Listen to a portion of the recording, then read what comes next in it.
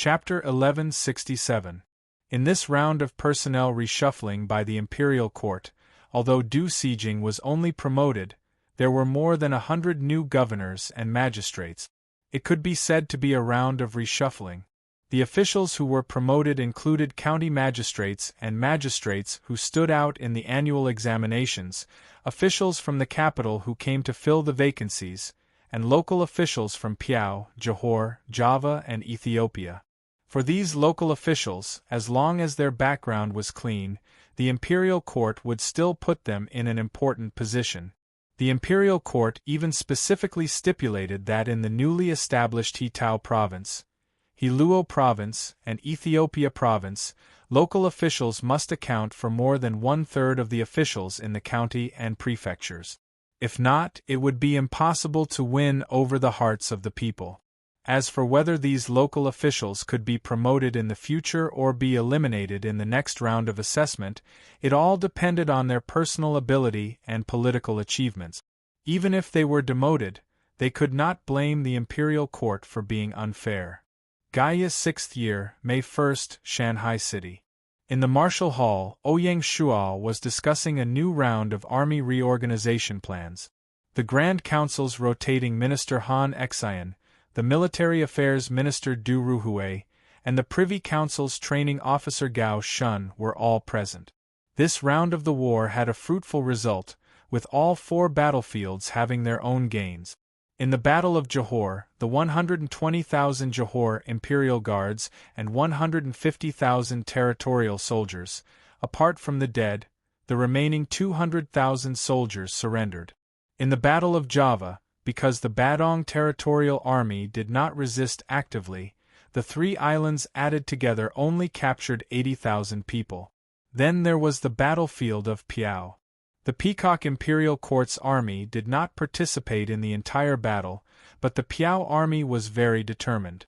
Half of the 220,000 Imperial Guards and 250,000 territorial soldiers were killed, leaving only 230,000 prisoners of war. The battlefield with the most prisoners of war was the Ethiopia battlefield. The 500,000-strong Imperial Guards and the 500,000-strong Territorial Army were defeated by the Great Xia Army. After this battle, the Grand Council came to a conclusion that the combat power of the African army was generally lower than the Asian army. This was an indisputable fact. Without the intervention of external forces, nearly 700,000 of the Ethiopian army were captured.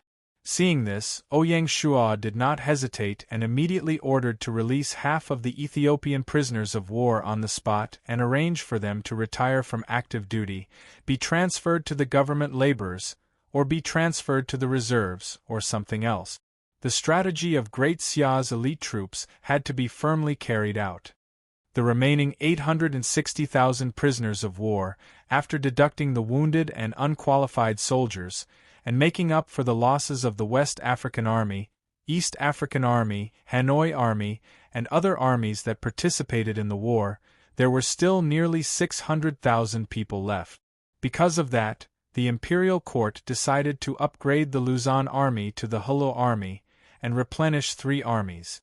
The former commander of the Luzon Army, Anbei General Zhang Han, was promoted to the commander of the Hulo Army and given the rank of 2nd rank Southern Lieutenant General. The Southwest War Zone had 3 border defense armies. The Hanoi Army was responsible for guarding the Hanoi and Ho Tao provinces, the Hulo Army was responsible for guarding the Luzon and Hulua provinces, and the Nanjiang Army was responsible for guarding the vast Australian province. The 3 commanders of the Hulua Army were all replaced by captive generals. One was from Johor and the other 2 were from Piau. They were all top historical talents from their countries.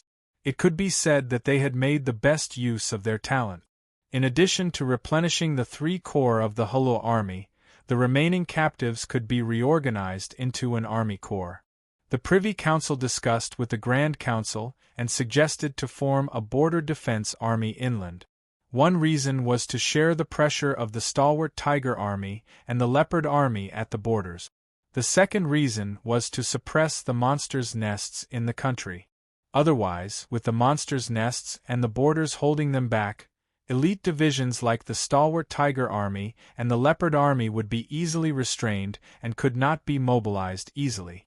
They could only participate in the war this time because of the help of the War Exemption Card. With the 6th system update, Gaia strived to connect the game world with the real world.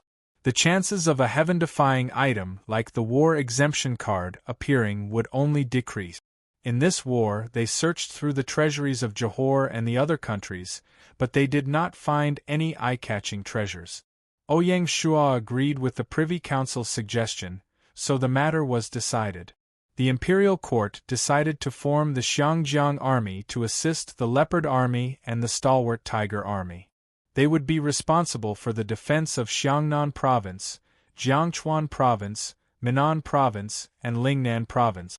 Zhang Shutua, the former commander of the Leopard Army's 5th Legion and a famous general of the Sui dynasty, was promoted to commander of the Xiangjiang Army and given the rank of 2nd-grade lieutenant general.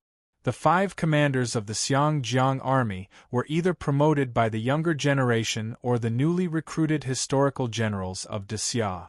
At this point in time, Xia did not lack generals who could take charge of an area.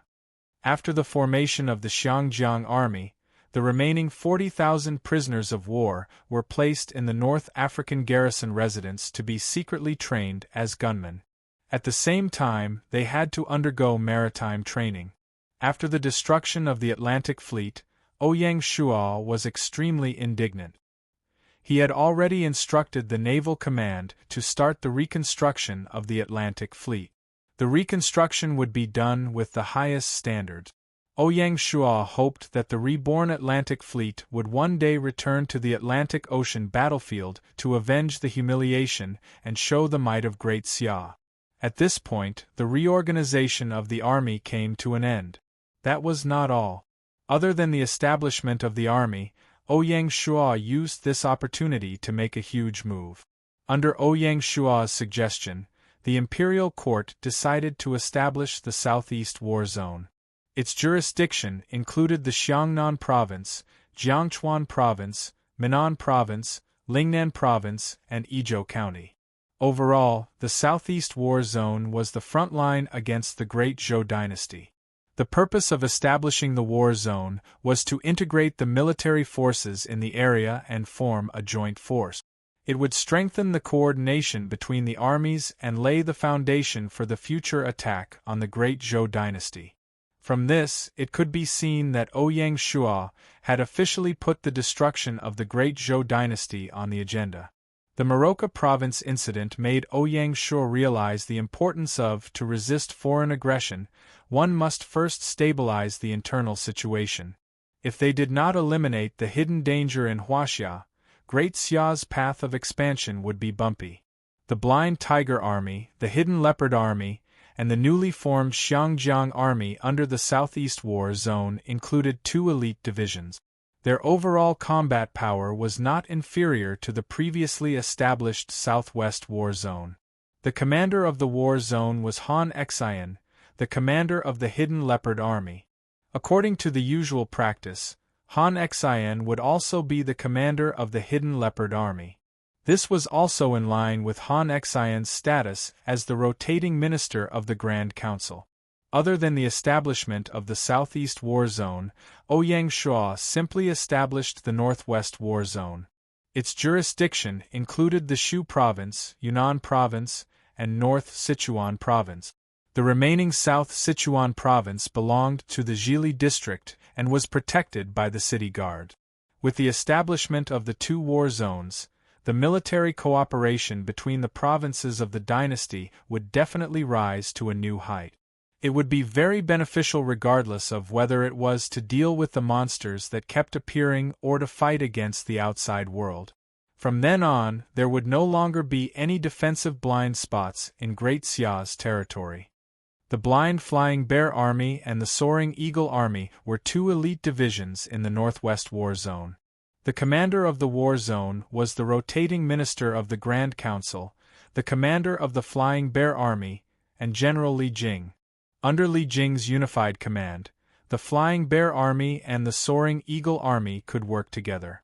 Regardless of whether it was to besiege the Shu Han dynasty, clear the monsters' nests, or fight against Western Xia and Tufan, their efficiency would increase. The three generals, Bai Qi, Han Xian, and Li Jing, were also the rotating ministers of the Grand Council. They were also the commanders of the three war zones. This had completely established their positions in the army, and they were unshakable. Of course, it was impossible for the war zone to be in place in one go. The greatest difference between a war zone and an army was that it had a relatively fixed headquarters. The overall structure combined the dual functions of the Grand Council and the Privy Council. A large number of professional military talents were needed to establish a war zone's commander-in-chief. The logistics, training, intelligence, combat, staff officers, and other fields had to be provided with sufficient and strong personnel. Some of the officers were transferred from the Privy Council or the Grand Council, while the rest could only be transferred from the army. Aside from fighting, the army also bore the heavy responsibility of nurturing military talent. After Bai Qi joined the territory, the Great Xia army began to specialize. Today, even the battalions and brigades had specialized logistics officers and staff officers. There was still a very sufficient reserve of talents in the army. It was precisely because of this that Ouyang Shua had the confidence to set up two war zones at once.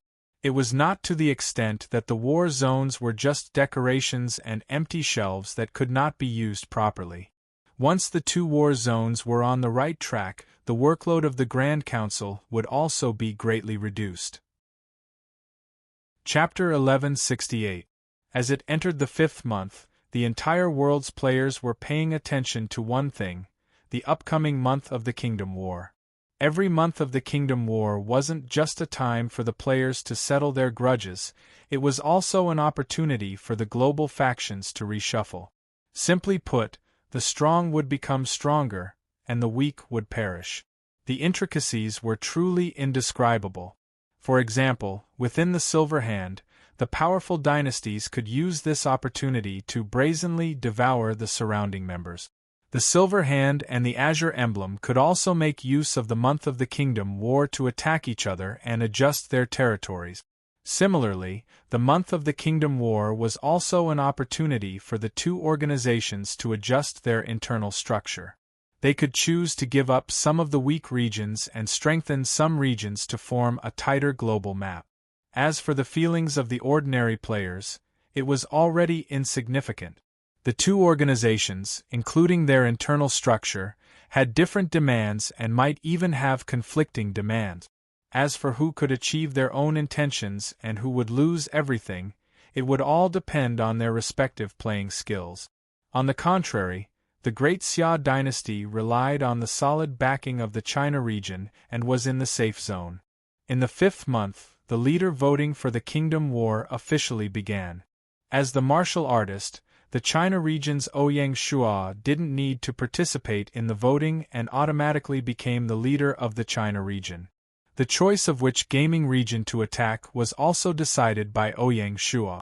Looking at the surrounding regions of China, the only possible opponents were the India region, the Romanov dynasty, the Persian Empire, and the Java Kingdom. The others were too far away, and a month of the Kingdom War wasn't enough for them to travel back and forth.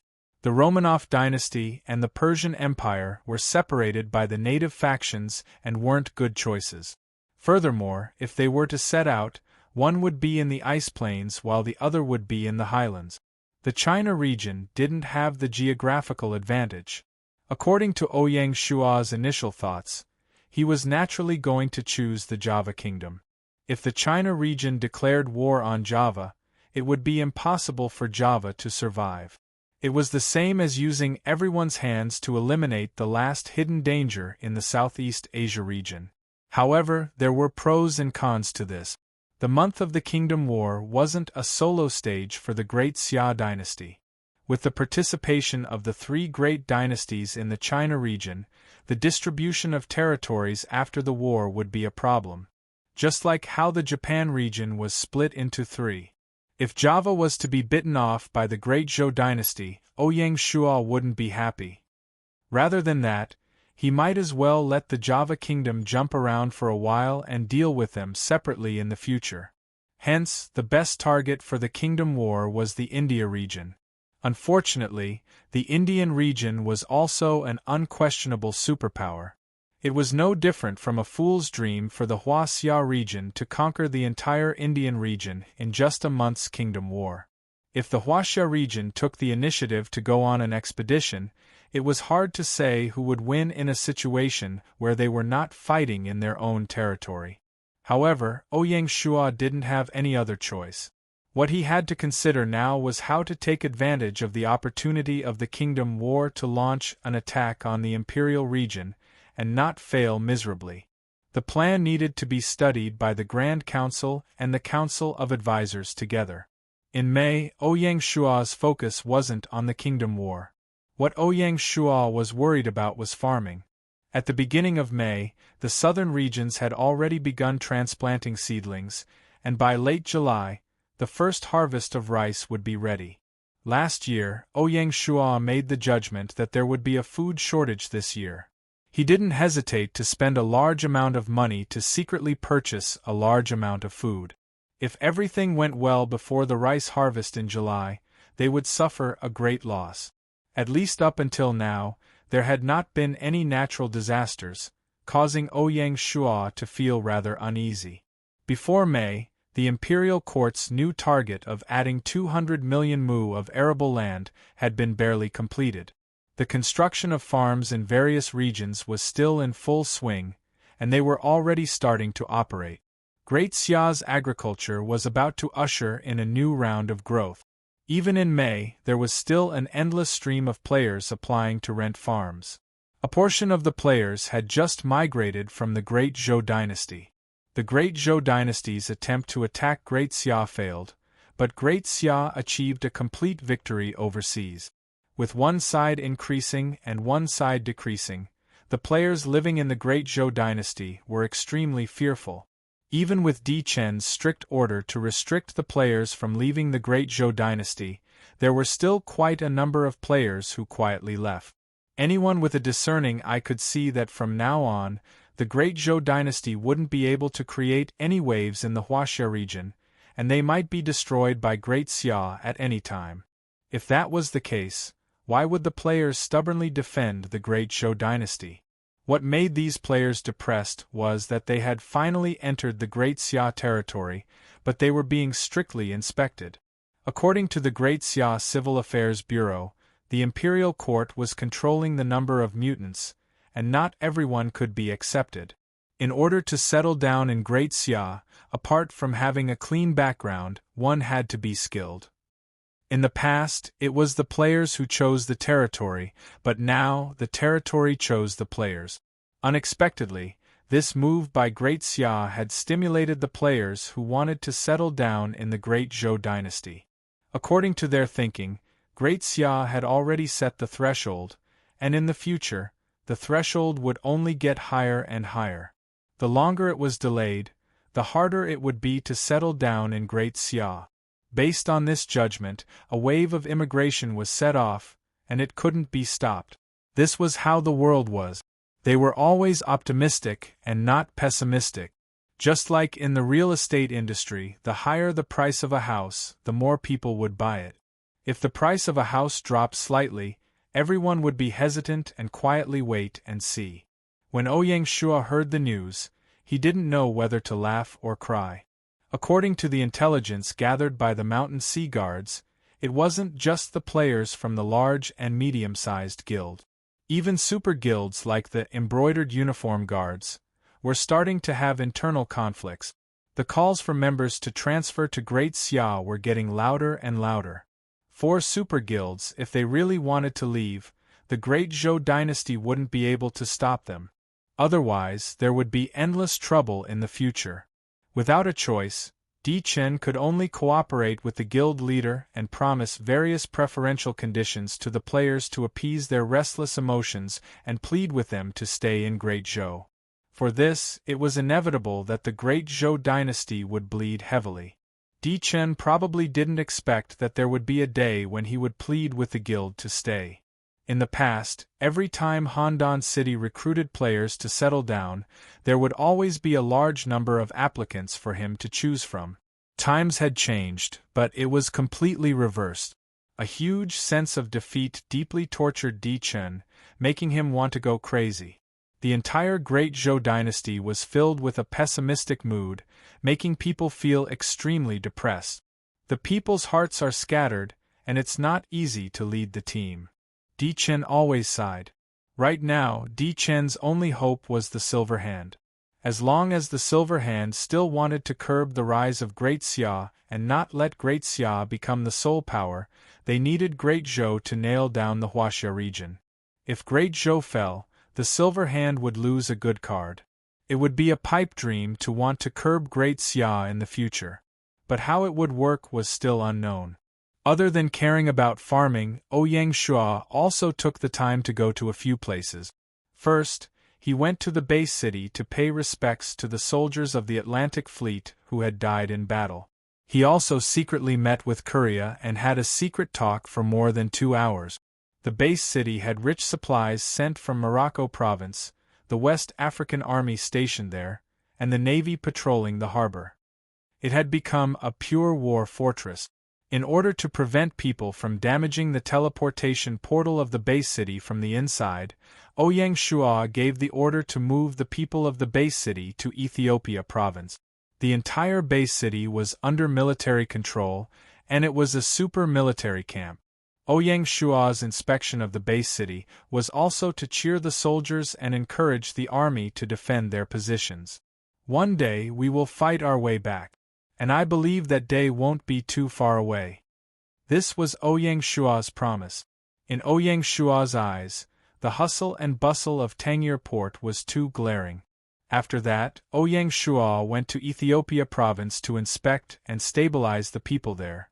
At the same time, he used this opportunity to announce to the officials of the 2 provinces that he firmly supported the guardian of North Africa, Mulan Yu. The fall of Morocco province had a negative impact on Mulan Yu, even though she had done well enough.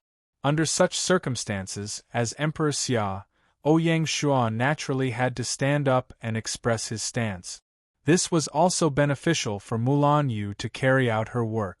After leaving Ethiopia province, Ouyang Shua inspected Hulua province and Hutao province along the way. He even took the time to inspect the Indian Ocean Fleet to show his support for the southern border. During the inspection in Southeast Asia, Bai Hua, the governor of the southern border, accompanied him the entire time. To Bai Hua, being in charge of the protectorate of the southern border was not only an honor, but also a heavy responsibility.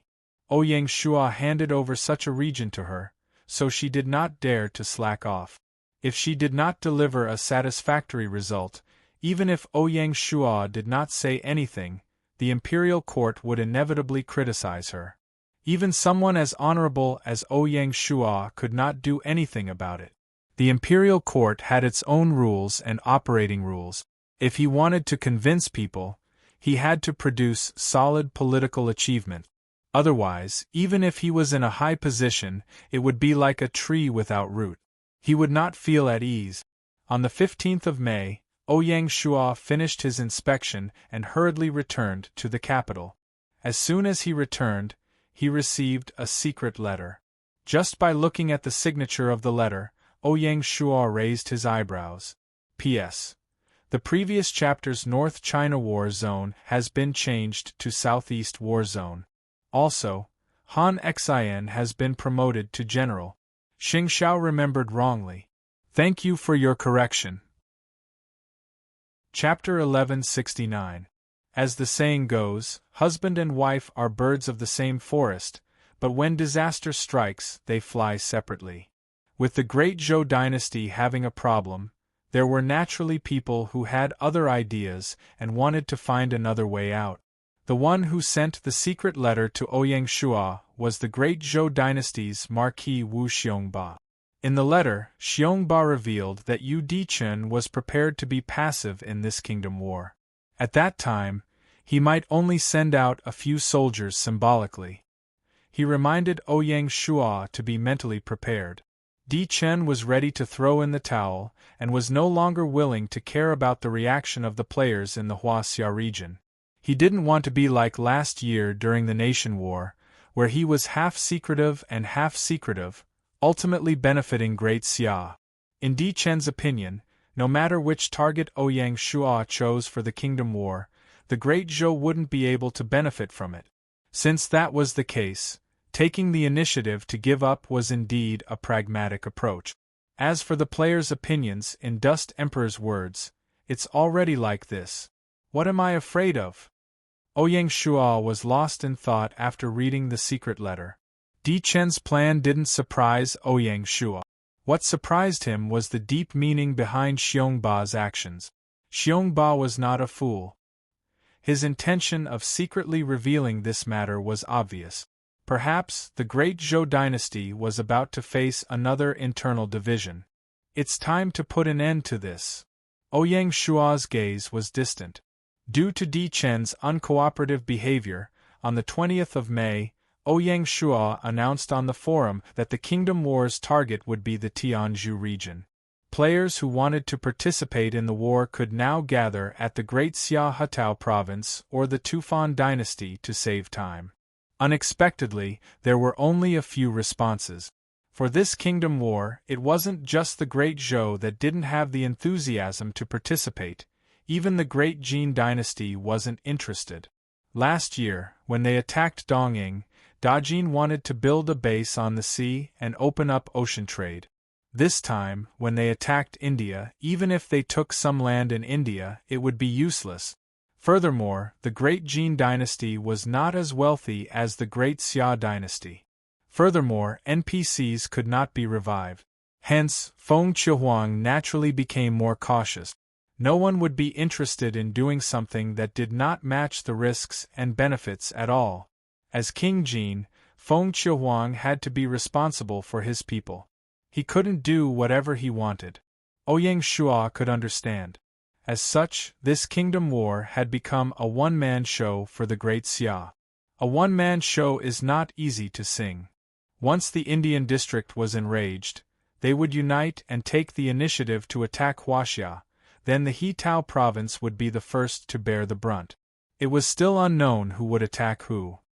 If Ouyang Shua was the Peacock King, he wouldn't miss out on such a great opportunity either. It was just right for him to borrow the power of the Indian region and use the opportunity of the Kingdom War to take down the Hitao province in one fell swoop. If Java and Russia were to follow suit and declare war on Huaxia, then Great Xia's days would be even more difficult. Not to mention gnawing on India's bones, it would be good enough if they could defend their territory. After figuring out the crux of the matter, Ouyang Shua shook his head with a bitter smile. The drawbacks of Great Xia's expansion were highlighted at this moment. Any game zone that was connected to the Huaxia region was also connected to the Great Xia dynasty. On the contrary, the Great Zhou dynasty and the Great Jin dynasty were located inland and had no pressure at all. A fire at the city gate would also bring disaster to the fish in the moat. Moreover, the Great Xia dynasty already had countless enemies. Whether it was the Silver Hand or the Azure Emblem, they would not let go of such a good opportunity to attack the Great Xia dynasty. What made Ouyang Shua even more worried was yet to come.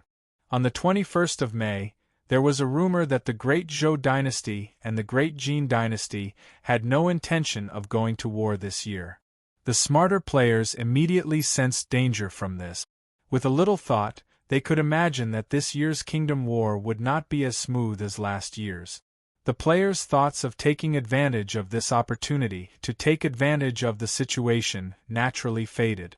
Some of the players who were originally prepared to respond to Ouyang Shua's call to gather at Hitao province stopped under the influence of the people around them. The entire Huaxia region fell into a strange atmosphere.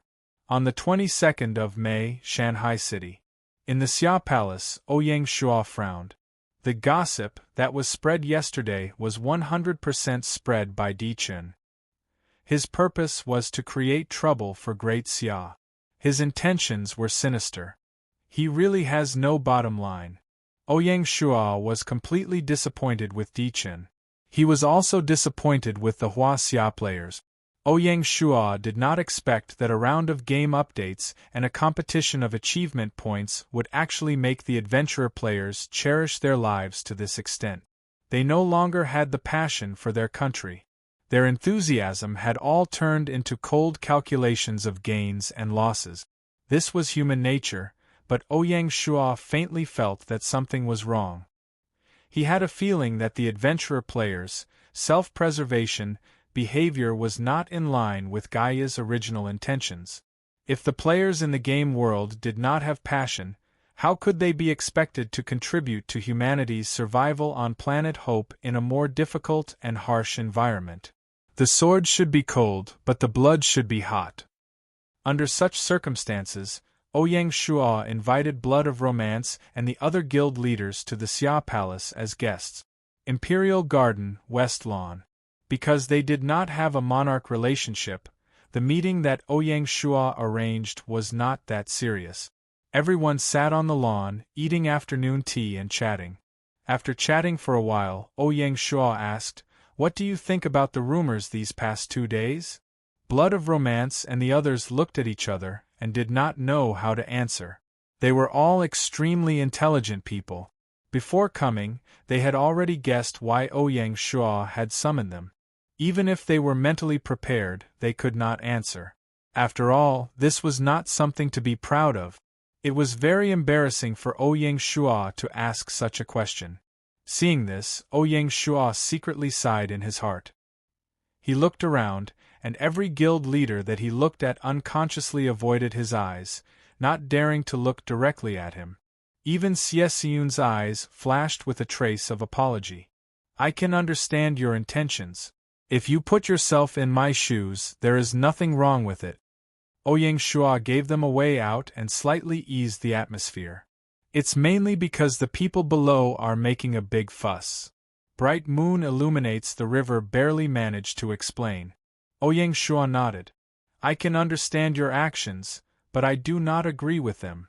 Seeing this, Blood of Romance said solemnly, "Brother Ouyang, please enlighten us." Blood of Romance had great respect for Ouyang Shuo. This lord, who was about the same age as him, could see things that others could not. Therefore, Blood of Romance's words were not meant to be sarcastic. Ouyang Shuo also understood Blood of Romance's nature. The relationship between an individual and a collective is constantly changing. To a guild, the players are individuals and the guild is a collective. To a collective like Grand Xia, the guild is an individual. If we look at the Chinese region and the Chinese civilization, isn't Grand Xia also an individual? As the ancients said, if the skin doesn't exist, where will the hair attach to? When Ouyang Shuo said this, the expressions of Blood of Romance and the others turned strange. In their opinion, Ouyang Shuo was using the principle of patriotism. It was laughable and lacking in standards. Trying to convince them like this was absolutely impossible. Ouyang Shuo's expression did not change.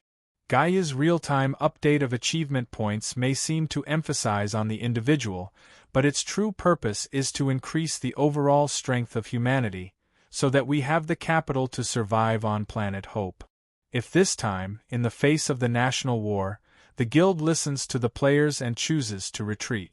Once the people's hearts are divided, if there is a conflict of interest on planet Hope in the future, will the guild still exist as a collective? Blood of Romance and the others looked at each other. For the first time, a serious look flashed in their eyes. Ouyang Shuo continued, "Perhaps you have also noticed, but ever since the players came out of the small world called the Royal City and entered the Grand Xia dynasty, the unity of the guild has been challenged. The Grand Xia dynasty had a complete system. In the Grand Xia dynasty, most players could live comfortably without a guild.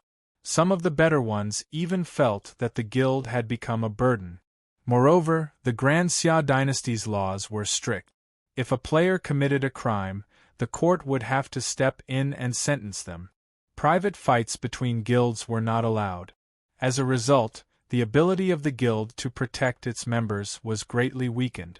In short, some of the functions of the guild had been subtly replaced by the Grand Xia dynasty's court. Naturally, the existence of the guild was constantly decreasing. Correspondingly, the restraints that the guild had on the players also decreased.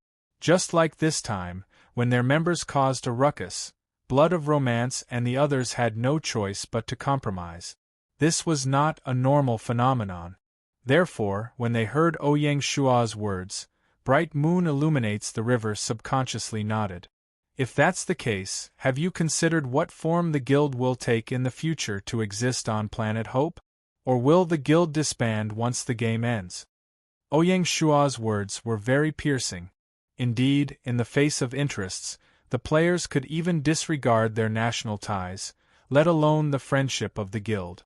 Once they returned to the real world, the social relations would be rebuilt, and the guild would no longer have a place to exist.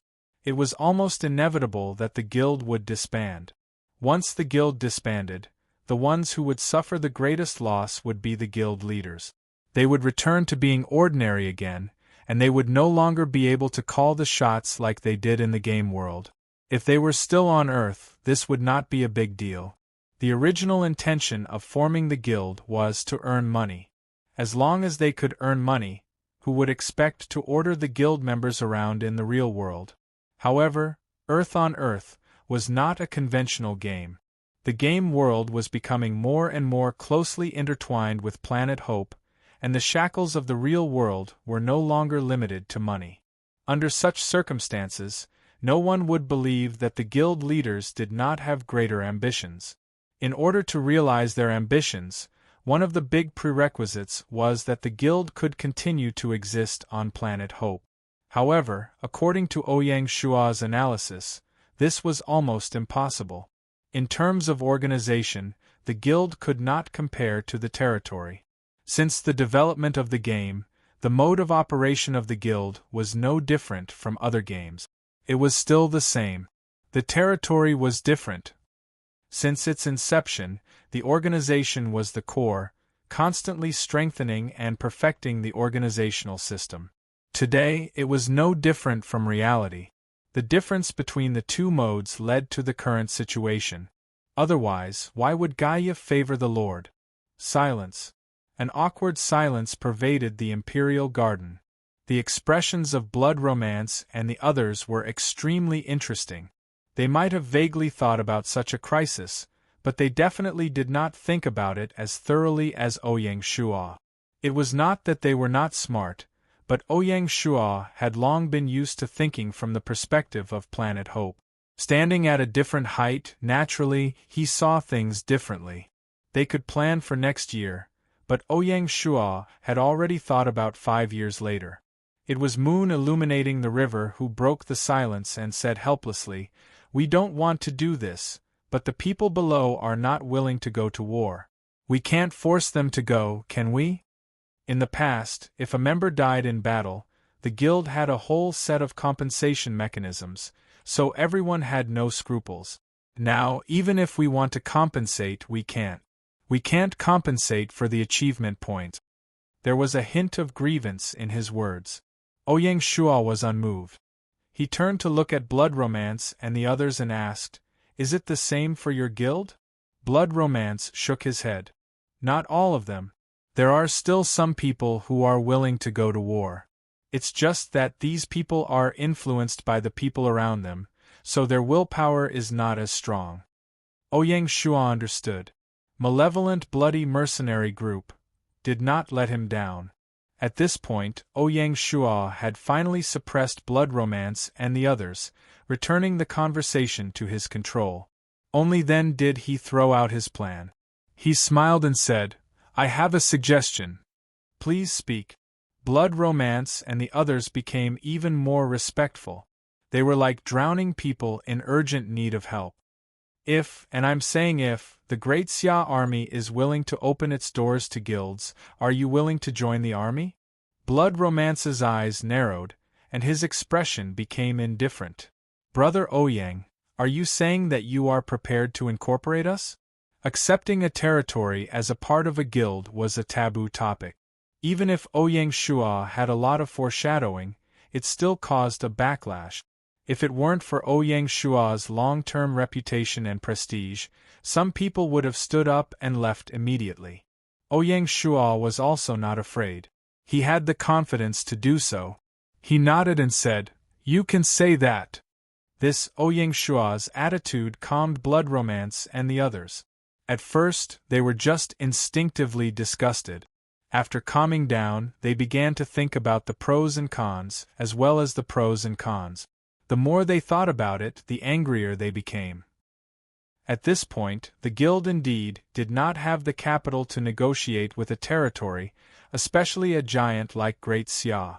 As mentioned before, the moment the guild left the royal city, it would no longer be able to be high and mighty. How could they really do as they pleased while living in Great Xia's territory? Between the two, the territory occupied an absolutely dominant position. With the structure of the Huaxia region, the players would only seek to settle in Great Xia. Once they left Great Xia, it might be an exaggeration to say that there would be no place for them to stay, but it was inevitable that they would not have such a good life.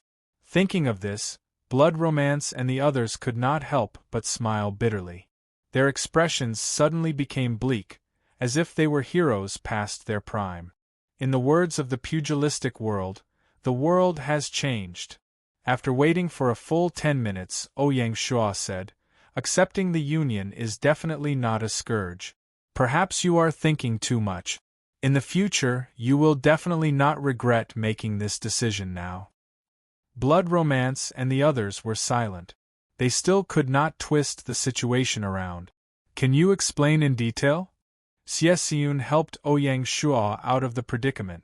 With Lin Jing's relationship, Snow Rose was probably the guild with the least resistance. Even so, Xie Xiun felt a little uncomfortable. "Does this mean that an era has come to an end?" Xie Xiun sighed in her heart.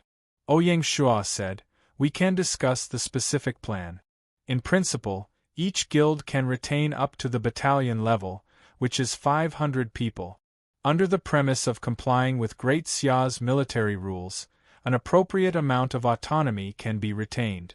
The officers, including the battalion commander, can be elected by the guild." As mentioned previously, Ouyang Shua strived to increase the players' sense of identity with Great Xia. Previously, he encouraged the players to build farms, which was mainly targeted at the lifestyle players and casual players. As for the military reorganization, it was targeted at the combat players. Ouyang Shua chose to reorganize the guild not just to deal with the national war. In the future on Planet Hope, the combat players would definitely be the main force in dealing with the monsters. However, in the game world, this force was too uncontrollable, and it was still like a plate of loose sand. It was impossible to temper the players into qualified warriors by relying on the guild's elite team. Warriors could only be produced in the army and on the battlefield. Therefore, Ouyang Shua had never thought of reorganizing the guild. His target was the hot-blooded elite players who had the talent for combat. Ouyang Shua's goal was to temper them in the Great Xia army so that they would recognize Great Xia as a collective. Ouyang Shua continued, "In addition to the combat players, the Great Xia army also welcomes the lifestyle players who are compatible with the barracks. As for everyone here, if you are willing, you can start as a division commander. As long as you have the ability, it is not impossible for you to be promoted to a division commander in the future, or even a group commander. You can even stand side by side with the famous historical generals. I'm sure everyone here understands the manpower capacity of Great Xia." After Ouyang Shua finished speaking, the atmosphere was still somewhat depressing. Chapter 1170. When Ouyang Shua tossed out the reorganization plan, Bloody Romance and the others found it hard to accept. "There's no rush. Go back and think about it." Ouyang Shua did not force them. As the saying went, a melon that was forcefully twisted would not be sweet. If he really wanted to subdue these elites, he would have to show enough patience. We will seriously consider it. After Crimson Romance and the others expressed their stance, they took their leave. 23 RD Xia Palace, Martial Heroic Hall. Ouyang Shua called for an emergency military conference to discuss the countermeasures for the Kingdom War. Once everyone was present, Ouyang Shua was the first to speak. The mutants' attitude is still unclear. We have to prepare for the worst-case scenario in this Kingdom War. We might have to fight 1 against 3. Hearing this, the general raised his eyebrows. That's why we won't set a specific target this time. According to the current situation, the month of the Kingdom War wasn't a good opportunity for Great Xia to expand. Even if it wasn't possible, Ouyang Shua was still willing to compromise. Disappointment flashed in the eyes of Bai Qi and the others. Du Ruhui, on the other hand, was very much in agreement. She nodded and said, "The Imperial Court has just fought 4 tough battles, and the army has yet to fully recover. The logistical gap is still being filled, and the reorganization of the new troops is far from complete. This is indeed not a good time to start another war in case the army overloads." Ouyang Shua nodded approvingly. After setting the general tone, they began to discuss the specifics of the battle. The Northern Frontier Army was responsible for guarding the Romanov dynasty in the north. If the Romanov dynasty really wanted to attack the Great Xia at all costs, the Great Jin dynasty would naturally help the Northern Frontier Army. The South Frontier Army and the Hulua Army were responsible for monitoring Java in the south.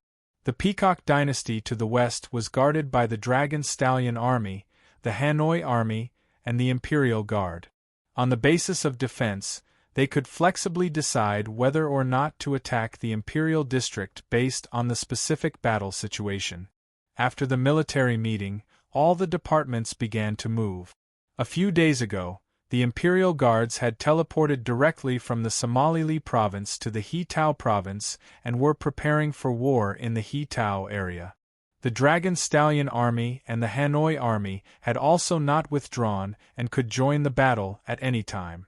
In the headquarters of the Baleful Blood mercenary group in Shanghai City. While Ouyang Shua was holding a military meeting, Bloody Romance was also discussing Ouyang Shua's proposal with the upper echelons of the guild. As soon as Bloody Romance finished speaking, it caused waves of dissatisfaction. Great Xia is strong, but aren't they being too arrogant this time?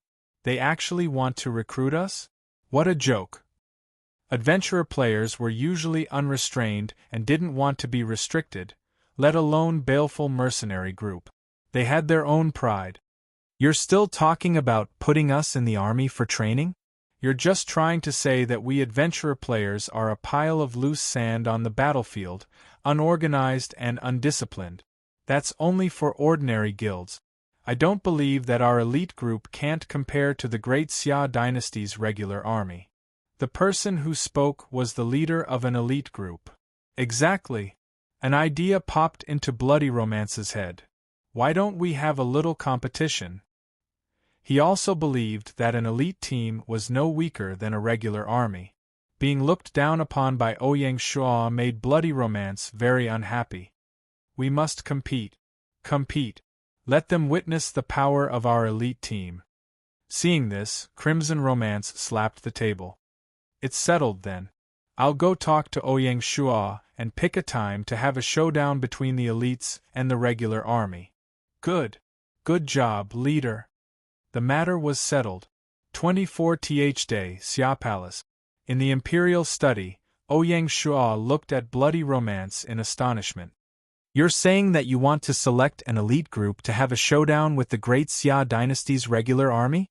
That's right. Bloody Romance was full of fighting spirit. If we win, then please don't bring up the matter of taking us in again. Bloody Romance was very satisfied to be able to reject the idea of taking them in this way. No matter what, Ouyang Shua was still Emperor Xia. He still had to give him face. Ouyang Shua's face was expressionless, but his heart was filled with joy. He realized that this might be an opportunity to suppress the guild. What if the Great Xia dynasty wins? Ouyang Shua asked. If we lose, then there's nothing to say. We'll voluntarily accept the reorganization. Ouyang Shuo was still worried. Can you make the decision for the guild? Bloody Romance understood Ouyang Shuo's meaning. He nodded and said, Don't worry. This is a decision made by the baleful mercenary group. We won't go back on our word. Good. Ouyang Shuo stood up and walked in front of Bloody Romance. Bloody Romance was stunned for a moment, but he still held out his right hand. Ouyang Shuo smiled. Then it settled. The time will be on the 28th. I won't mobilize the Divine Martial Guards. I'll only send a battalion of the city guards. Okay. Bloody Romance was once again impressed by Ouyang Shuo's generosity. If the Great Xia dynasty mobilized the Divine Martial Guards, the baleful mercenary group had no chance of winning. Bloody Romance was wondering what to say. She didn't expect Ouyang Shuo to directly rule it out. It was obvious that he didn't want to take advantage of the situation. Ouyang Shuo didn't even intend to mobilize his trump card, the Imperial Guards, but the city guards. Such a king's bearing was indeed incomparable to ordinary people. In return, Bloody Romance wouldn't mobilize the guild's strongest elite group. The baleful mercenary group had its own pride. Do you choose the arena or the drill ground? Ouyang Shuo asked. After the update, Gaia didn't remove the arena function. Players could fight in the arena and hone their skills. Even if they died, they could be resurrected without any losses. If the city guards went to the arena, they still couldn't be resurrected. Even so, Ouyang Shuo still preferred the arena. If the baleful mercenary group suffered heavy casualties, they would probably resent Great Xia. That would go against Ouyang Shuo's original intention. Unexpectedly, Bloody Romance was very strong-willed. He didn't want to take advantage of this aspect. He smiled and said, Since it's a duel, we can't rely on luck. We have to show 100% courage. Let's choose the drill ground. Ouyang Shuo looked at Bloody Romance deeply. After a long time, he said, Then let's choose the Royal City drill ground. Okay. Bloody Romance was very satisfied. He knew that the Royal City drill ground was the drill ground of the Imperial Guard. It was the most complete drill ground in Great Xia. It was rare to see Ouyang Shuo give such a high standard of treatment. The guild circle seemed large, but it couldn't hide any news. Moreover, most of the guild headquarters in Great Xia were concentrated in Qiaolong Street, so there was no secret to speak of. In less than half a day, the news of the baleful mercenary group challenging the Great Xia dynasty's regular army spread. Some were watching the show, while others were paying special attention. On the streets, in the taverns, and in the guild headquarters, all kinds of discussions could be seen. This duel became the hot topic of discussion. If they didn't talk about it, they would be separated from the team. Who do you think will win? This was the question that the players were most concerned about. Dozens of underground casinos opened for the duel. Based on the bets, the majority favored the baleful mercenary group. The players might not know the combat strength of the Great Xia dynasty's city guards, but they had a deep understanding of the terror of the elite group. For adventure players, being able to enter the elite group was the greatest honor. Moreover, it was the elite group of the famous baleful mercenary group. In terms of warmongering, not only in the Huaxia region, but even in the whole world, no one could compare to the baleful mercenary group. Based on this judgment, the players naturally favored the elite group. The players didn't understand why Ouyang Shuo would agree to such a duel. If they lost, wouldn't it be a blow to their morale? It wouldn't be a good thing for the upcoming national war. However, the guild leader was happy to see it happen. With the baleful mercenary group leading the charge and sharing the pressure, they could hide at the back and observe the situation silently. If the elite group won, then they would have a reason to reject the duel. If they lost, it's impossible to lose. Ouyang Shuo is too confident this time. A guild leader shook his head. There were already people who saw this duel as a battle of honor for adventure players. They had to defend the honor of adventure players through this duel and prove that they weren't at the mercy of others. You want to recruit us? Dream on. Xia Palace, Wuji Palace. In the warm afternoon, Yu and Luo, who had just turned 1 year old, were chasing and playing in the main hall. The two little fellows seemed to have become a pair of little devils, stirring up the entire Wuji Palace. They were curious about everything they saw and wanted to touch and play with it. When they were in the mood, they would smash it or tear it. Ouyang Shua sat at the side and looked at the two little fellows. He was having a headache. Children of this age were at the peak of their curiosity, but they were also extremely energetic, playing without stopping. They are getting naughtier and naughtier, Ouyang Shua muttered. Seeing this, Song Jia complained. It's all because you pamper them too much and don't care about them. If this continues, I think they will tear the palace apart. Ouyang Shua had always respected the nature of children and didn't want them to be too restrained in their childhood. He didn't want to learn from the ancient royal family and give them a cold education. He didn't look like a strict father at all. Ruler and subject, father and son, this rule wouldn't work in Ouyang Shua's case. Ouyang Shua smiled at his wife and didn't say anything. Seeing this, Song Jia could only shake her head helplessly. She had said this more than once and Ouyang Shua was always like this. He didn't refute or admit his mistake. I really don't know what to do with you. Seeing such a family, Lin Jing's eyes flashed with a trace of envy. She and Xiexian's marriage was a mutual love, but it wasn't without regrets. How good would it be if we could have a child? Lin Jing sighed. As he spoke, he saw Luo stride forward with her chubby little feet and stretch her demonic palm towards a famous painting of Qi Baishe. Seeing this, Ouyang Shua couldn't sit still anymore. He took a step forward and held the little girl in his arms. Ouyang Luo, you can't touch this. Ouyang Shua pinched his daughter's little face. Ouyang Shua had always called his two children by their names. From the bottom of his heart, he treated them as little adults and put them on a relatively equal position between father and son. He didn't use the power of adults to educate them in the name of love. Ouyang Luo was fierce to her father, but she wasn't afraid at all. She turned her head and pointed at the words on the wall. She asked in a crisp voice, "Father, what is that?" "That's the painting that your grandpa Qi Baishe drew for you and your brother. You can't tear it." Qi Baishe came to Great Xia in March and was currently the Dean of the Art Academy of Southwest University China Hall. When the two children were 1 year old, Ouyang Shua specially asked Old Master Qi Baishe for a painting. On the plain white xian paper, Yu and Luo were painted in ink. They were like two fairies playing in the world. Anyone who saw it couldn't help but exclaim in admiration.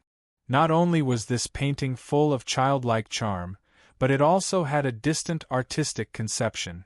It was worthy of being the work of a master. "That's me and my brother." Luo recognized it. She scratched her head with her little hand and said doubtfully, "But how did we end up on the painting?" "It's a portrait that Grandpa Qi Baishe drew using a brush according to your looks."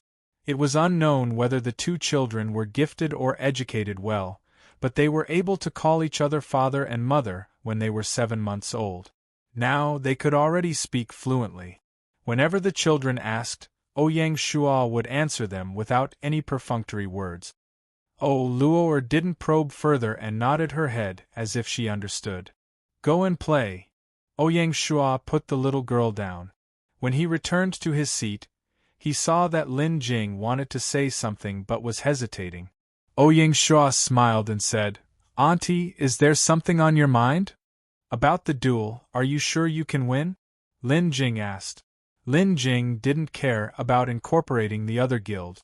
It was just that the Snow Rose Guild didn't have a unified opinion. Lin Jing was in a dilemma and didn't expect such a thing to happen. Ouyang Shua picked up the teacup, took a sip and said, "It's a war and accidents can happen at any time. I don't have 100% confidence before the fight." "Then why did you agree?" Lin Jing was more worried. Ouyang Shua smiled and said, "This is a chance and I have to give it a try. I'm very confident in the city guards. As long as we can suppress the baleful bloody mercenary group, it will be easy to incorporate the other guild." Lin Jing sighed and didn't know what to say. In the blink of an eye, May was coming to an end. There was a saying on the battlefield, "The worse you think, the worse the situation will be." Ouyang Shua's words came true. On the 25th, India District, Java District, and Russia District declared war on the Huaxia District at the same time. The Great Zhou dynasty was stingy, the Great Jin dynasty's ability was limited, and the players were not active. The Great Xia dynasty bore more than 90% of the pressure. The situation was extremely grim. Even under such circumstances, Ouyang Shua still took the time to pay attention to the weather in various places. As May entered, the situation seemed to have changed a little. The most obvious change was the decrease in rainfall in various places. In some places, it only rained once a month, which was a fatal blow to the newly planted seedlings. It was a foregone conclusion that it would affect the harvest. At the same time, the monsters' nests seemed to have ushered in a new cycle of outbreak, which put great pressure on the guards in various places. There were often monsters that slipped through the net and stirred up trouble in the wilderness. For example, once the Tyrannosaurus appeared in the wilderness, the rice fields would suffer, which made people want to cry but have no tears. Although this situation was in line with Ouyang Shua's expectations, he couldn't help but be shocked when he saw the reports. If the situation continued to worsen, the wilderness would suffer a great disaster. A great crisis was approaching the wilderness. Even so, the pace of the national war didn't seem to be stopping. However, before the national war began, there was a duel in Shanghai City that attracted more attention than the national war. Chapter 1171. May 28, Royal City Drill Ground. At 9 in the morning, Ouyang Shua, accompanied by Military Affairs Minister Du Ruhui and City Guard Commander Shi Wansui, entered the drill ground and sat in the middle of the viewing platform. Blood Romance, Xiexiun, and the other guild leaders were led by the Imperial Guard to their designated seat. The Imperial Guard drill ground was a restricted military area. Ordinary people couldn't enter. Banners fluttered on the drill ground. Every 100 steps, an Imperial Guard in radiant armor stood guard. The security was tight. In the middle of the drill ground, 2 dueling teams were already in position. This time, Great Xia had sent out the 1st Battalion of the 1st Division, 1st Brigade, and 1st Battalion, personally led by Zhao Si. Just from the designation, it was obvious that this was the strongest battalion of the city guards. Ouyang Shua's exclusion of the Divine Guard and Imperial Guard didn't mean that he looked down on the guild's elite team. The 1st Battalion was a mixed battalion made up of sword and shield soldiers, pikemen, and archers. This was also the standard configuration of Great Xia's infantry. Experience in previous wars proved that a single unit wasn't suitable for complex battlefield. It lacked flexibility and toughness. Only a mixed battalion could truly display the advantages of each unit and increase the lethality and survivability of the battlefield. After everyone was present, the host of the duel, Du Ruhui, read the rules of the duel. This duel is a duel to the death. It doesn't matter if one side lives or dies. The duel will end with the destruction or surrender of one side. The location of the duel is limited to the designated area of the drill ground. There are no restrictions on the method of combat. After reading the rules, Du Ruhui glanced at the king. Seeing the king nod, she immediately said, "The duel begins." Boom, boom, boom. The sound of the war drums shook the sky, gradually stirring up the blood of the soldiers on the field. Because it was a duel on the drill ground, there were no tricks to speak of. It was all about strength. Amidst the beating of the war drums, the 2 teams moved from slow to fast, roaring as they charged at each other. Just from this alone, one could see the difference between the regular army and the elite team. Although the elite team was already consciously controlling their formation, When they moved faster, their formation was still not orderly. There was even a slight disconnect between the front and back. On the other hand, the city guards were like a group, maintaining a square formation. On the stage, Blood Romance could only shake her head helplessly. This couldn't be helped. No matter how much the players trained, they couldn't get into character without military rules. Even so, Bloody Romance was not worried at all. Fighting on the battlefield relied on strength, not some damn formation. As long as they could kill the enemy, it didn't matter if their formation was neat or not. Amidst the high-speed movement, the archers of the elite squad finally revealed their abilities. They could actually shoot while moving. Sharp arrows shot towards the city guards, causing a certain amount of disruption to the city guard. In the blink of an eye, 3 or 4 people were shot and fell to the ground. The entire formation was inevitably affected. Commander Zhao Sihu saw this and ordered, "Block." With a schwa sound, shields were either placed in front of them or raised high above their heads to block the arrows. As such, even though they managed to block the rain of arrows, their movement speed and formation were unavoidably affected. In the first round, the elite squad had the upper hand. As they spoke, the two teams were about to collide. At this moment, there was a sudden change in the city guards. The 2 rows of sword and shield soldiers at the front suddenly turned from a straight line to an arc. In the blink of an eye, they formed a circle with the sword and shield soldiers at the back. A formation. Bloody Romance's expression became solemn. This formation was the simplified version of the 3000 Revolutions formation that Sun Bin had designed for the Divine Guard.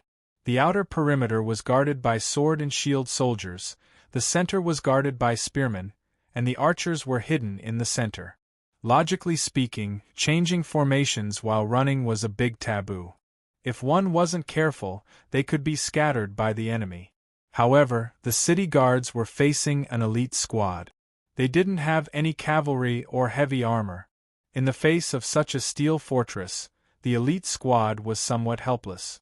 The solution they came up with was to move to the sides and attempt to surround the city guards. This seemed like a good idea, but it made a common mistake. The art of war said, "Surround them when they are 10." The elite squad had the same number of people as the city guards, 500. How could they possibly surround them? Zhao Sihu stood in the middle of the formation. When he saw the enemy split up, he immediately ordered, "Pierce! Kill!" In the blink of an eye, over 100 spears shot out from the shield soldiers like lightning. The entire formation's attack range was instantly extended. Some of the elite squad players misjudged the range of the spears and got too close. They were immediately hit. These players were also quite strong. They used their movement skills to twist left and right, dodging the spears one by one. Some of the more valiant ones even took the opportunity to counterattack. Sword light flashed, and a spear was cut in half. In terms of individual combat power, these elite players had the upper hand over the city guard. Moreover, every one of them had a unique skill.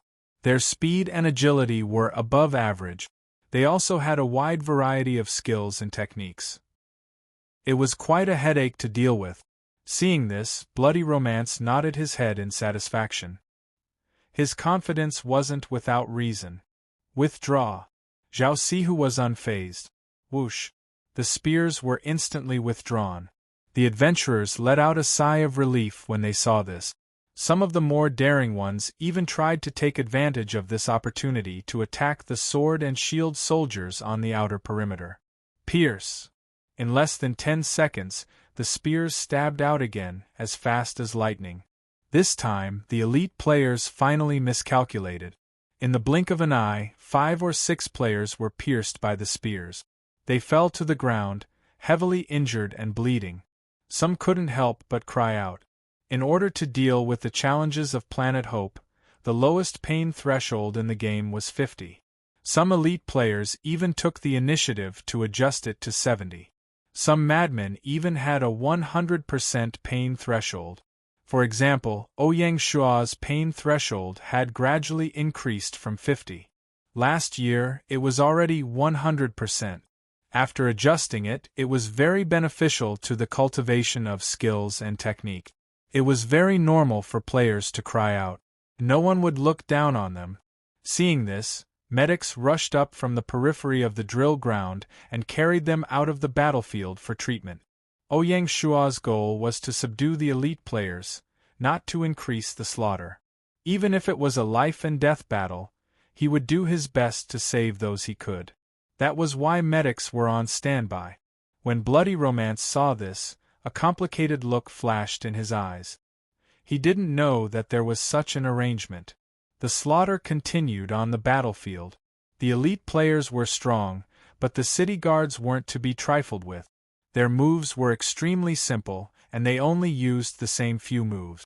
However, each move had been practiced thousands of times. For example, the spearmen's stabs had long since become a part of their body's memory. Under Zhao Sihu's command, they were like machines, precise and precise. This kind of offensive power was not something adventurer players possessed. The combat styles of the regular army and the elite team were well displayed in this battle. One could only say that they each had their own merit. If they could learn from each other's strengths and combine them together, it would be very terrifying. Bloody Romance was a smart person. Seeing this, he fell into deep thought. Perhaps Ouyang Shua's true intention in agreeing to the duel was to let the guild leaders see this clearly.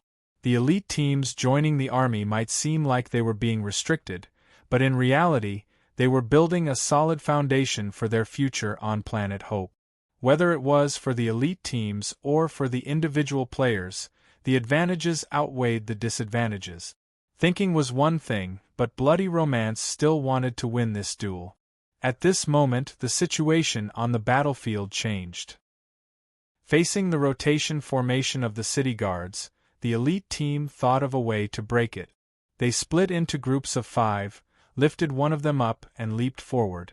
Like a flying man, they flew past the outer and middle circles of the city guards and headed straight for the core.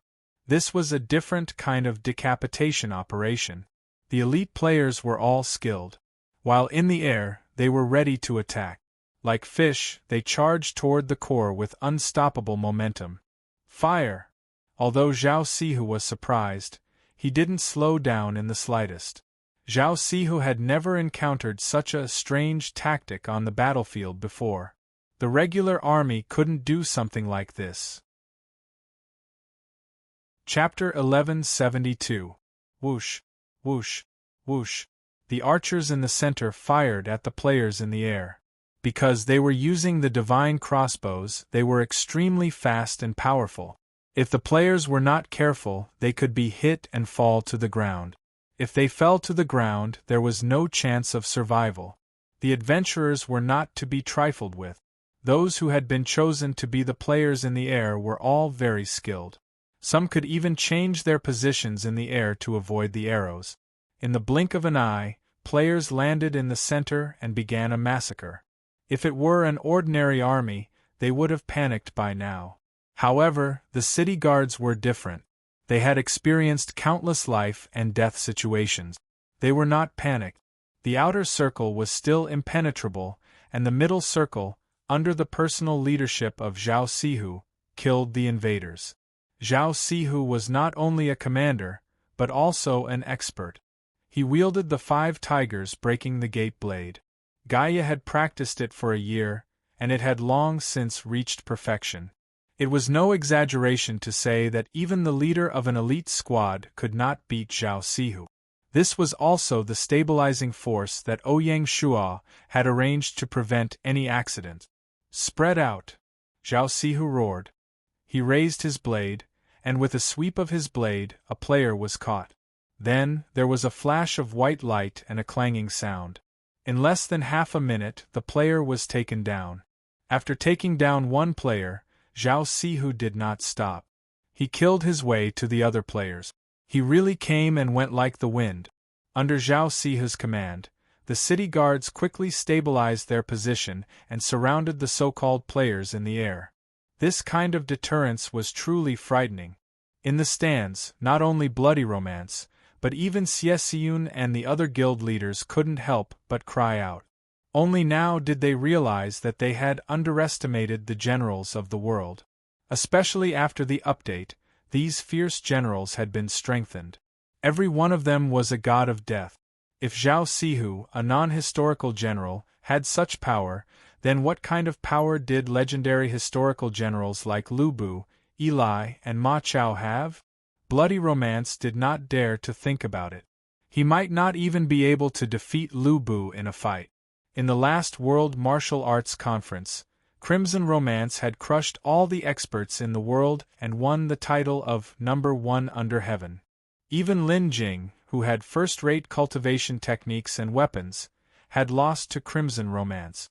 The pride of the adventurer players was crumbling. Gaia sure is biased. Scarlet Romance felt conflicted. On this point, Bloody Romance had misunderstood. Come to think of it, the players had only cultivated for 5 years.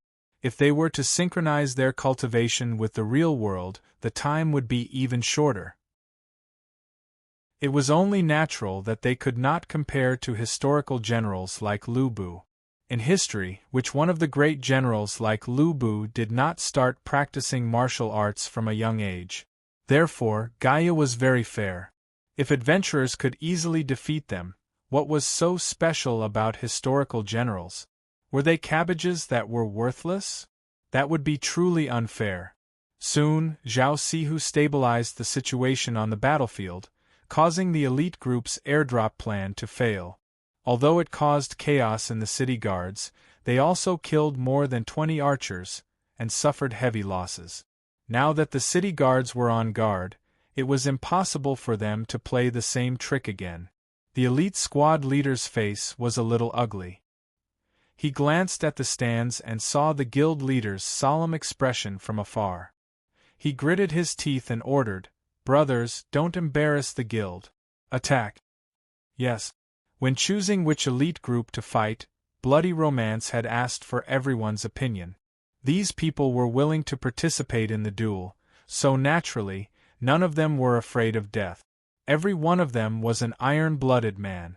Following the leader's order, the remaining members either formed parties or fought alone. They used all the skills they had learned in their lives and charged at the city guards. They looked as if they were facing death with equanimity. These men killed their way up to the city guards. Some used skills like hitting a bull from a mountain, piercing through the shields and killing the sword-wielding soldiers behind them. Some used speed to attack the sword-wielding soldiers from tricky angles, aiming for the sword-wielding soldiers' faces. Some used brute body techniques to take on the city guards' attacks, using absolute strength to hit the shield.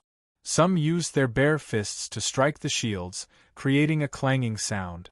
Some used strange weapons like whips to wrap around the spearmen's spears. Some even rolled up the spearmen and dragged them out of the formation.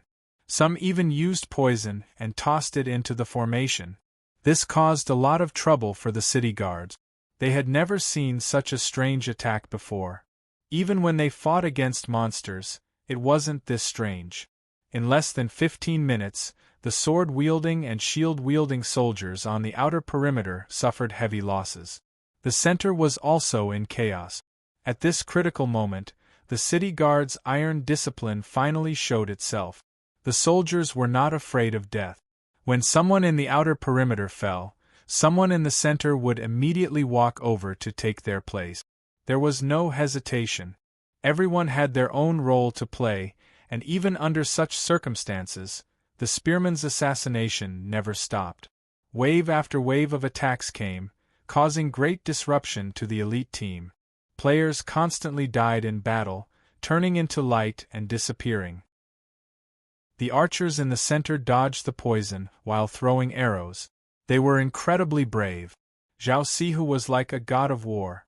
He kept moving around, putting out fires, while organizing attacks and boosting morale.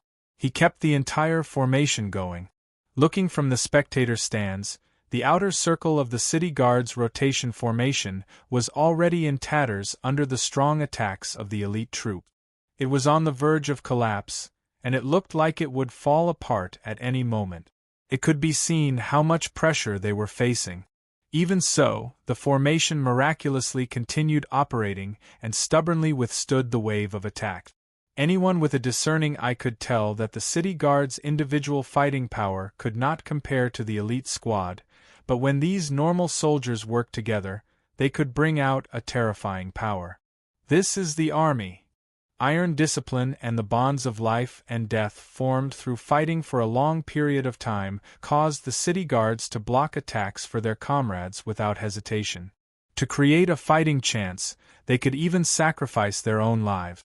No matter how familiar the elite squad was with each other, it was difficult for them to do this.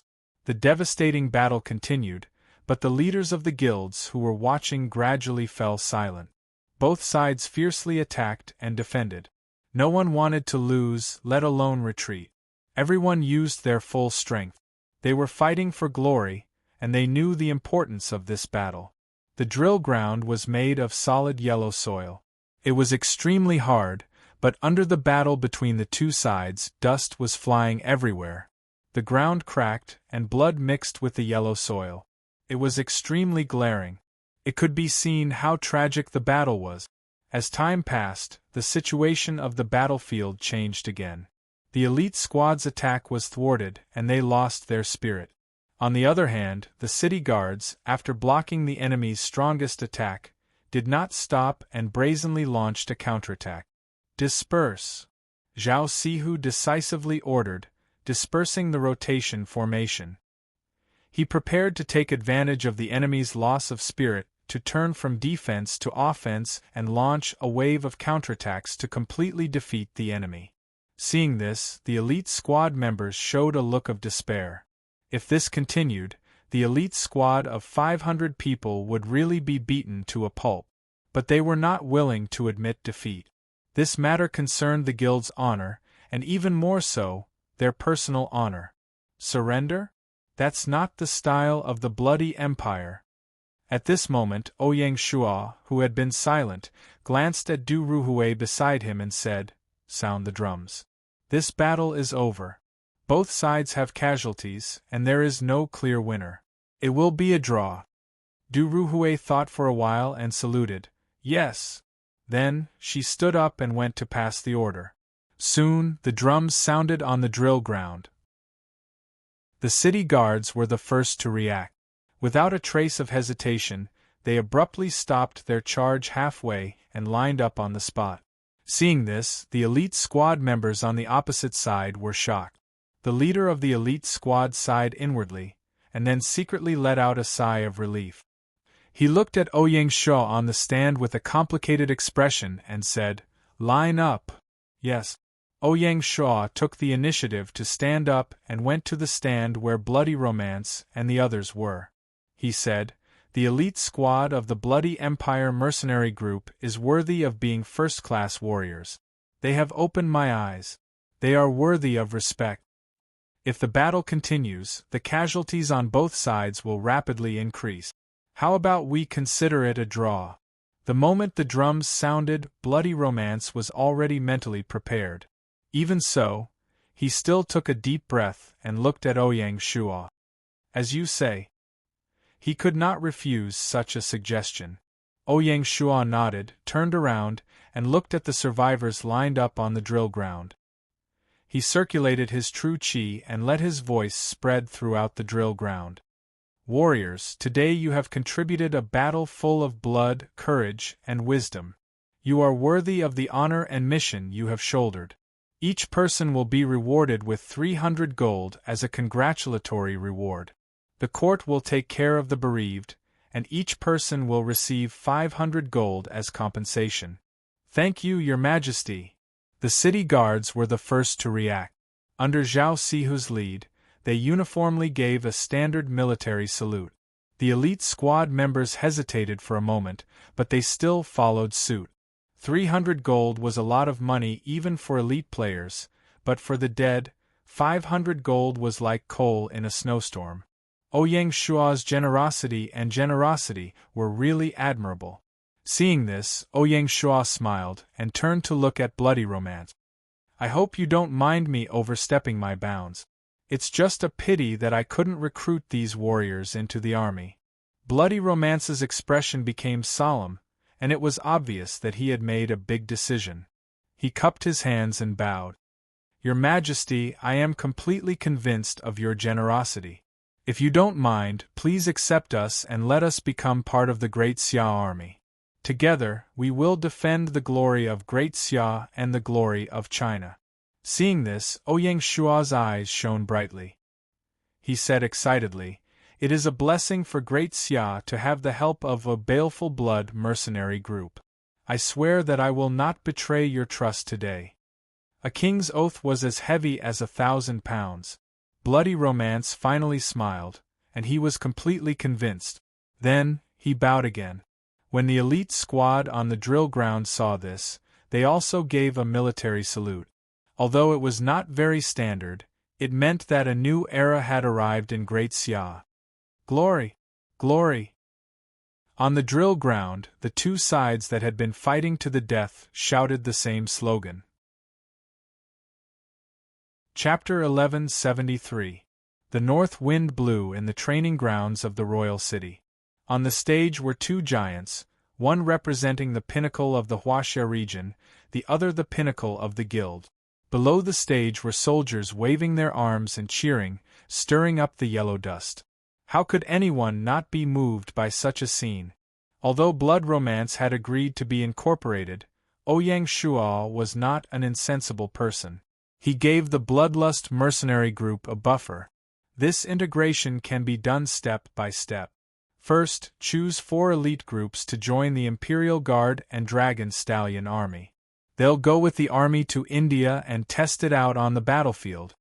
When the time is right, we'll carry out a large-scale integration. In the meantime, the Bloodlust mercenary group can continue to be a civilian organization. There's no need to disband immediately.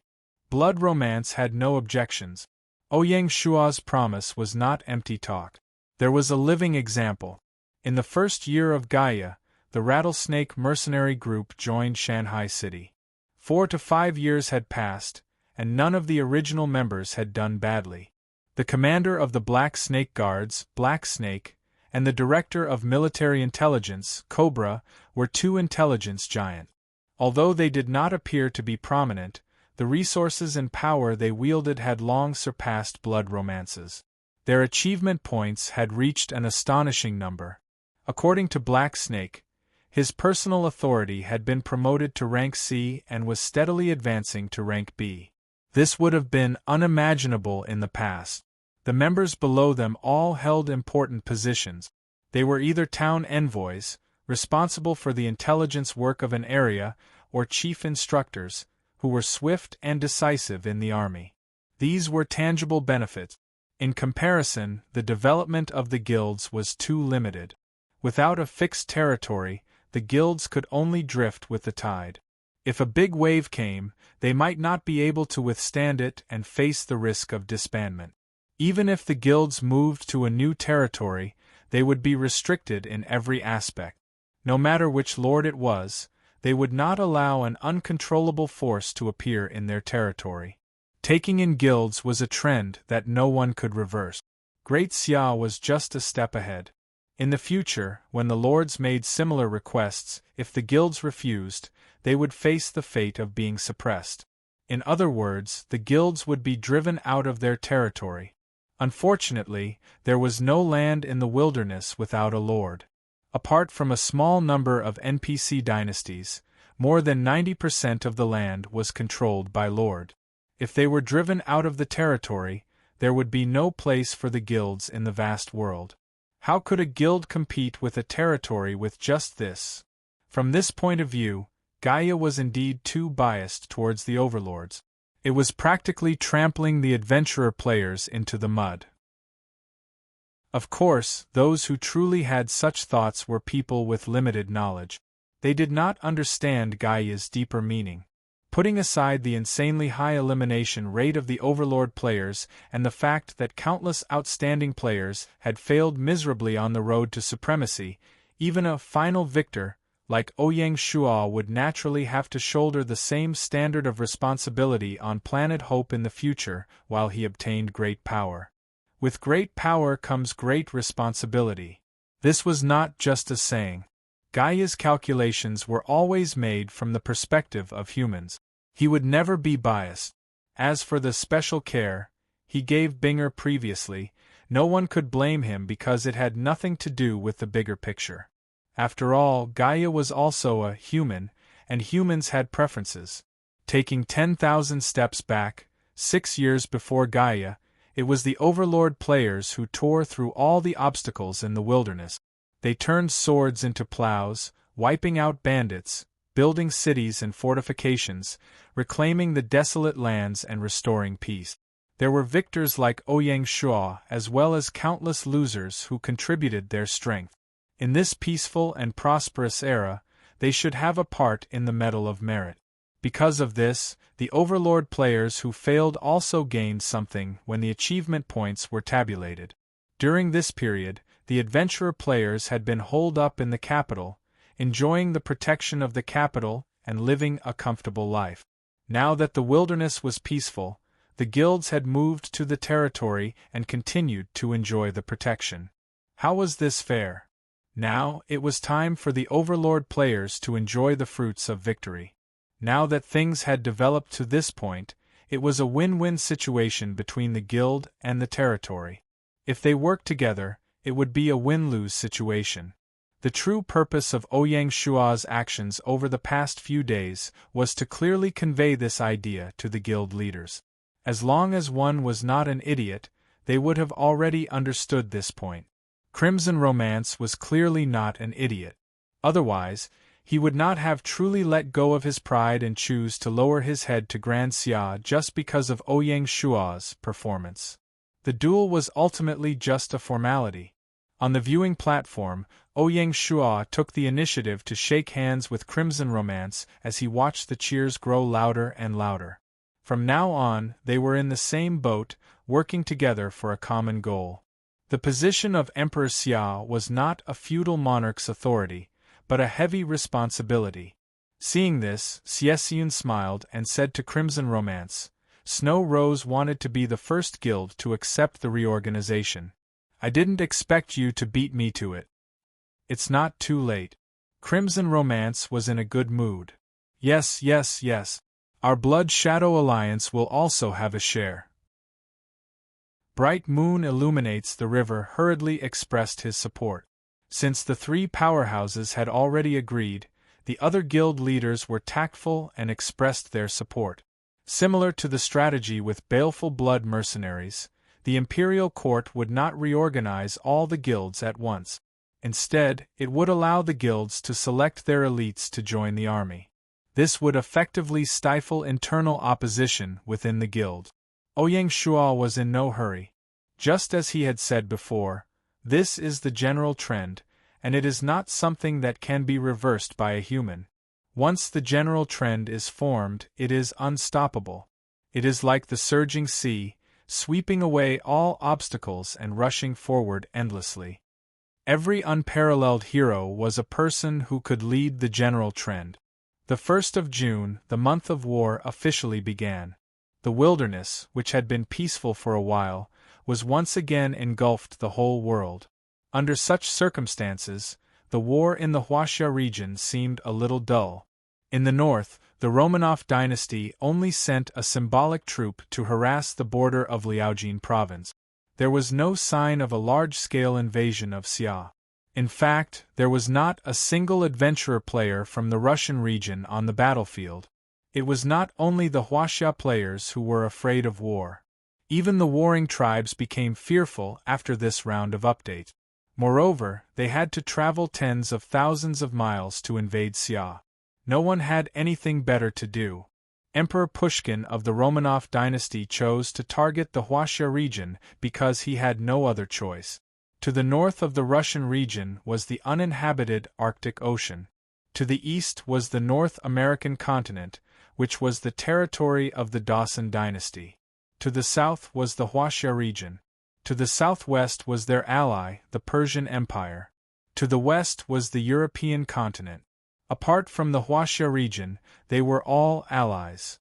Originally, It was the best choice for the Russian region to take the opportunity of the month of war to attack a small European country.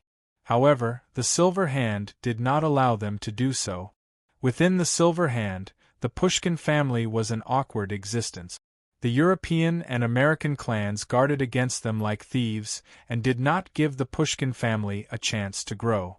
Under such circumstances, how could the Russian region be allowed to declare war on the European continent? Under such circumstances, Pushkin chose the Huaxia region as his opponent. However, he did not have any desire to conquer the Huaxia region because it was not worth it.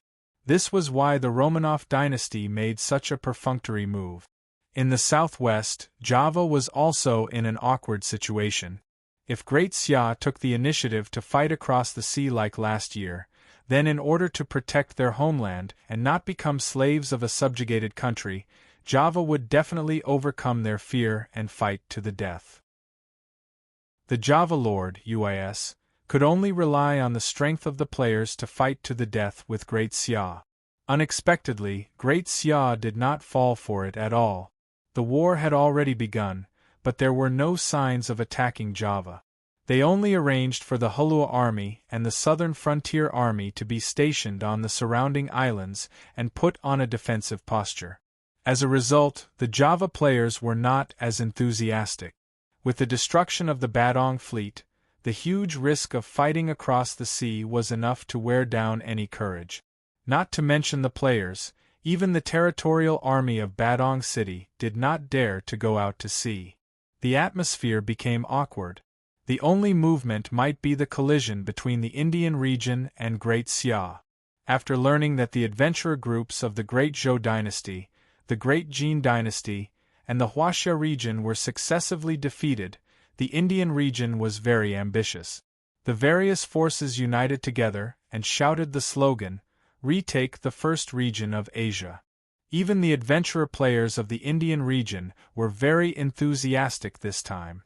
From their point of view, there was no reason for India to lose when they attacked a single opponent from Great Xia with just one district's strength. Since that was the case, they naturally had to take the opportunity to catch up and reap the benefit. To be honest, it was the dream of the Indians to be arrogant in the territory of Huaxia. Chapter 1174. On the first day of June, the 700,000-strong army of the Peacock dynasty assembled at the border of the Great Xia's River Tao province. Accompanying them were more than 100,000 combat professional players. At the same time, the Gudo dynasty, under the escort of a fleet, was expected to land on the southern coast of the River Tao province or the southwestern coast of the Hanoi province. The Gudo dynasty's plan was that if they could restrain the Hulua army of the Great Xia, it would create an opportunity for the Kingdom of Java to attack. In this way, they could also share the pressure on the Peacock dynasty on the battlefield, killing two birds with one stone. The Great Xia's response was somewhat shabby. The Southern Frontier Army and the Hulua Army guarded the islands against the Kingdom of Java. The Hanoi Army was responsible for guarding the monster nests in the River Tao province and the River Tao province and could not participate in the battle. The Imperial Guards set up defenses along the coast, making full use of the cavalry's mobility advantage, and were ready to meet the Gudo dynasty's army at any time.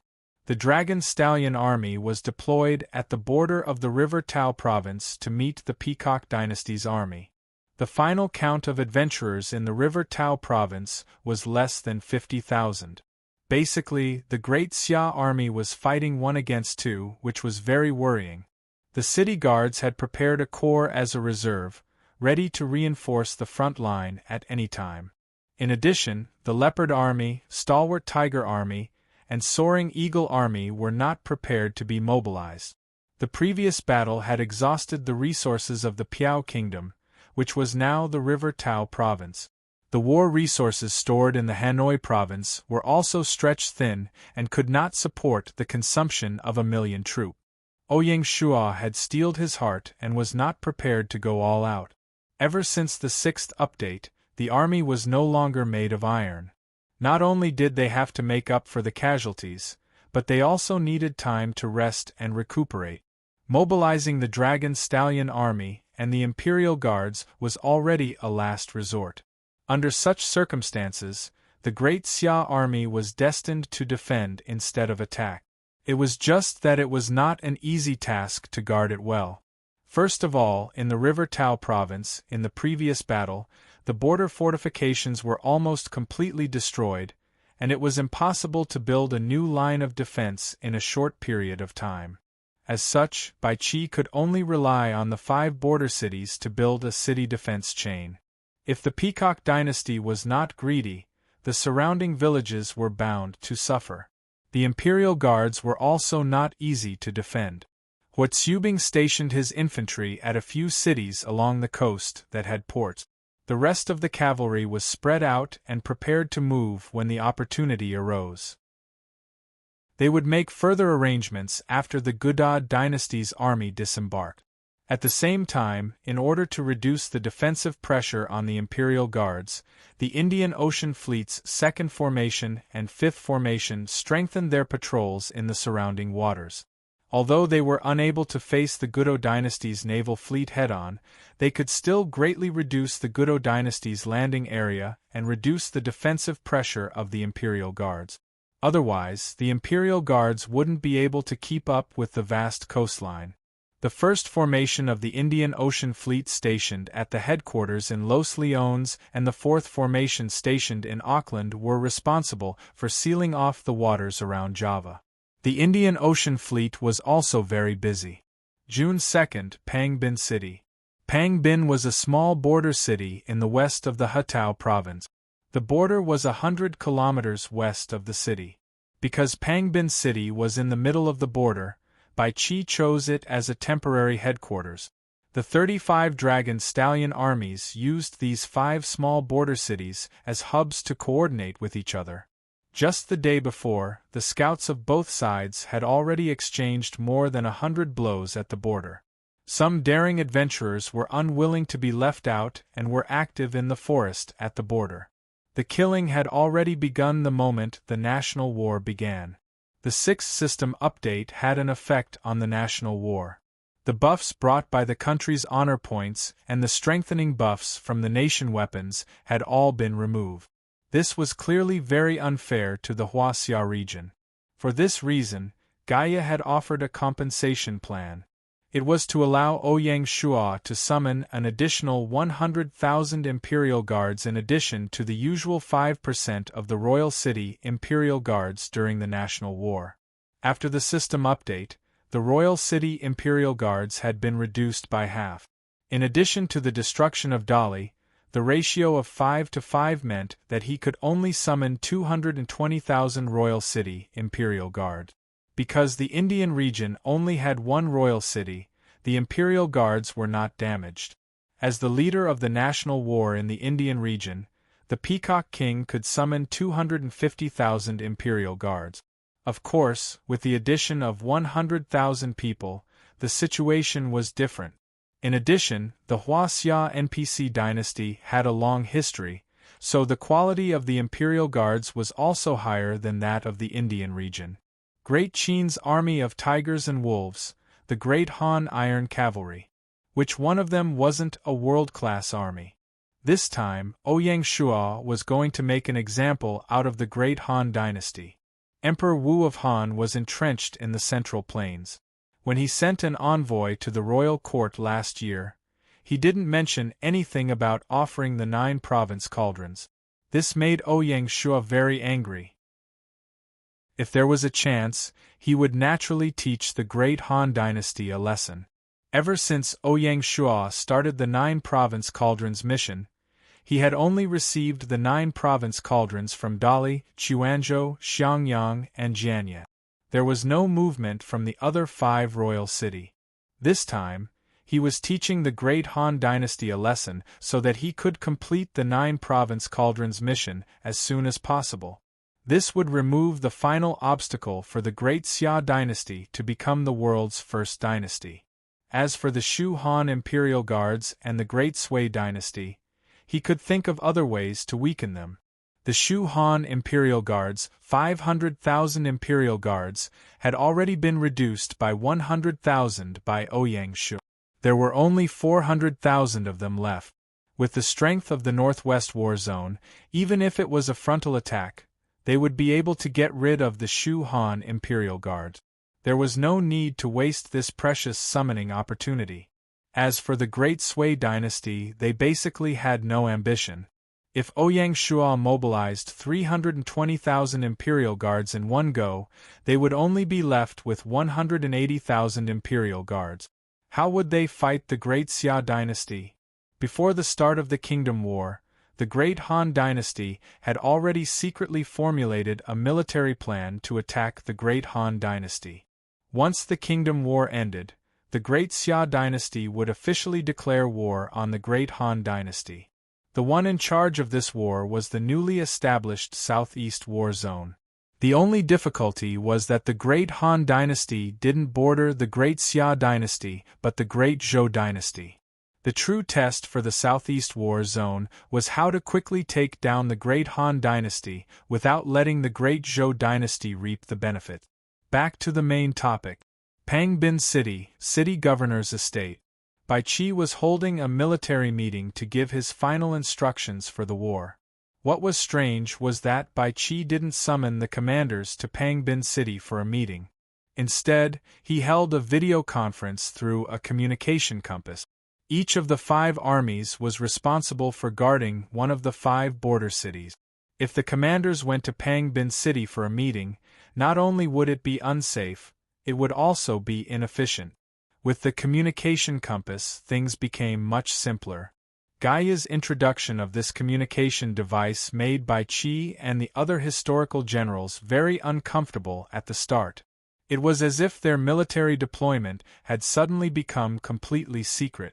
Many tactics that had been proven to be effective suddenly became useless.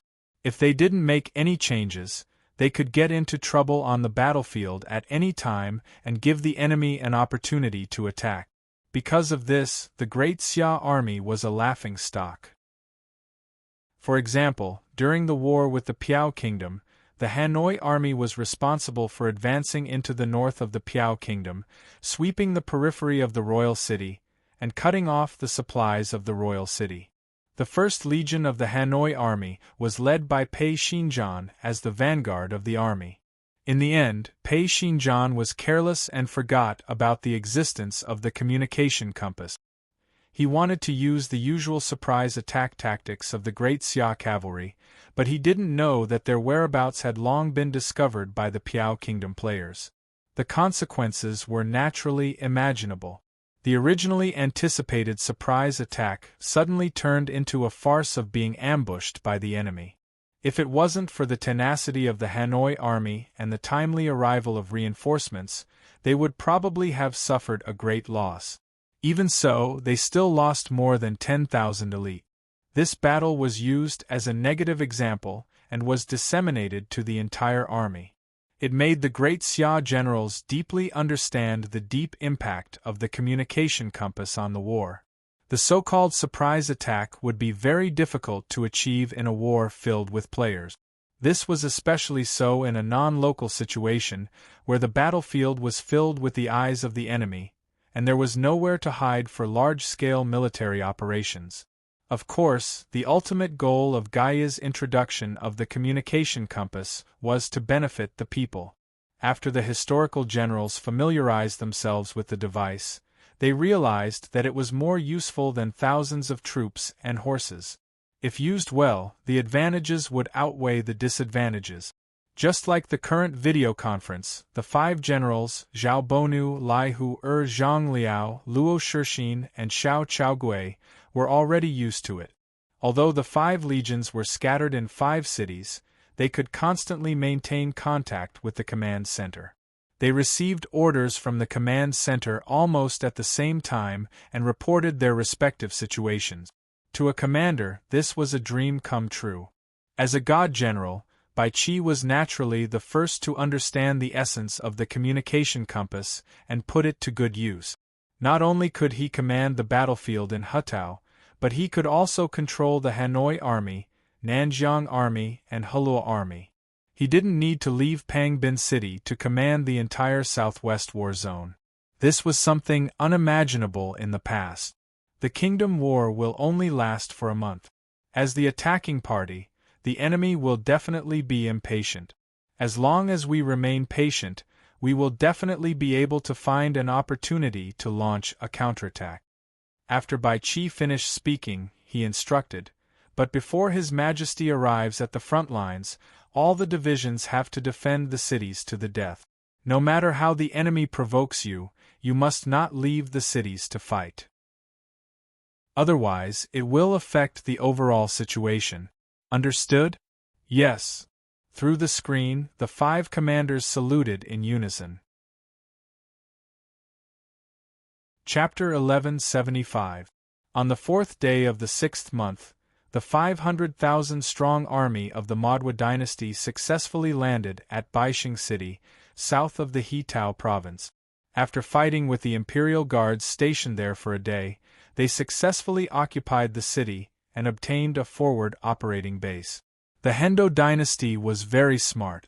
In the end, they still chose the River Tao region, which was easier to conquer, as a breakthrough point. The Hetao province had just returned to Great Xia, and the defenses of the coastal cities had yet to be rearranged. The P1 cannons had yet to be installed at the top of the city walls, giving the Rahuo dynasty an opportunity. If it was Hanoi province, the situation would be different. The imperial guards had less than 10,000 infantry soldiers stationed in the city. Seeing that the situation was dire, they could only choose to retreat strategically and wait to regroup with the main force before making further plans. During this period, the army of the Peacock Imperial Court also frequently moved out at the border, sweeping away the sentry posts, villages and watchtowers of the Great Xia dynasty. The Great Xia army could only gather in the city to defend and didn't dare to act blindly without thinking. Looking at the situation, the Indian region was preparing to concentrate their forces and take down the Hetao province in one fell swoop in order to seize tangible benefits. It was rare to find someone who wasn't greedy. It was just that this was the first time the Xia kingdom had been in such a passive situation. It was truly vexing. The morale of the India region was high after the consecutive victories. Some of the domestic players who were still watching the battle were already ready to make a move. They were ready to rush to the front lines in an attempt to get a share of the loot in the Kingdom War. On the contrary, the global public opinion was overwhelmingly ridiculing Great Xia. The throat of public opinion was originally in the hands of the Silver Hand and the Azure Badge. How could they let go of such an opportunity? In the past few days, the media had carried out a series of reports on the Xia kingdom's misfortune, constantly singing the Xia kingdom's praises. Needless to say, there were actually people who believed him. Public opinion was also an invisible killing knife. If used well, it could also be used to defend against thousands of troops and horses. What made Ouyang Shua feel slightly gratified was that while the so-called mainstream media was criticizing Great Xia, there were still people who stood up and spoke for Great Xia.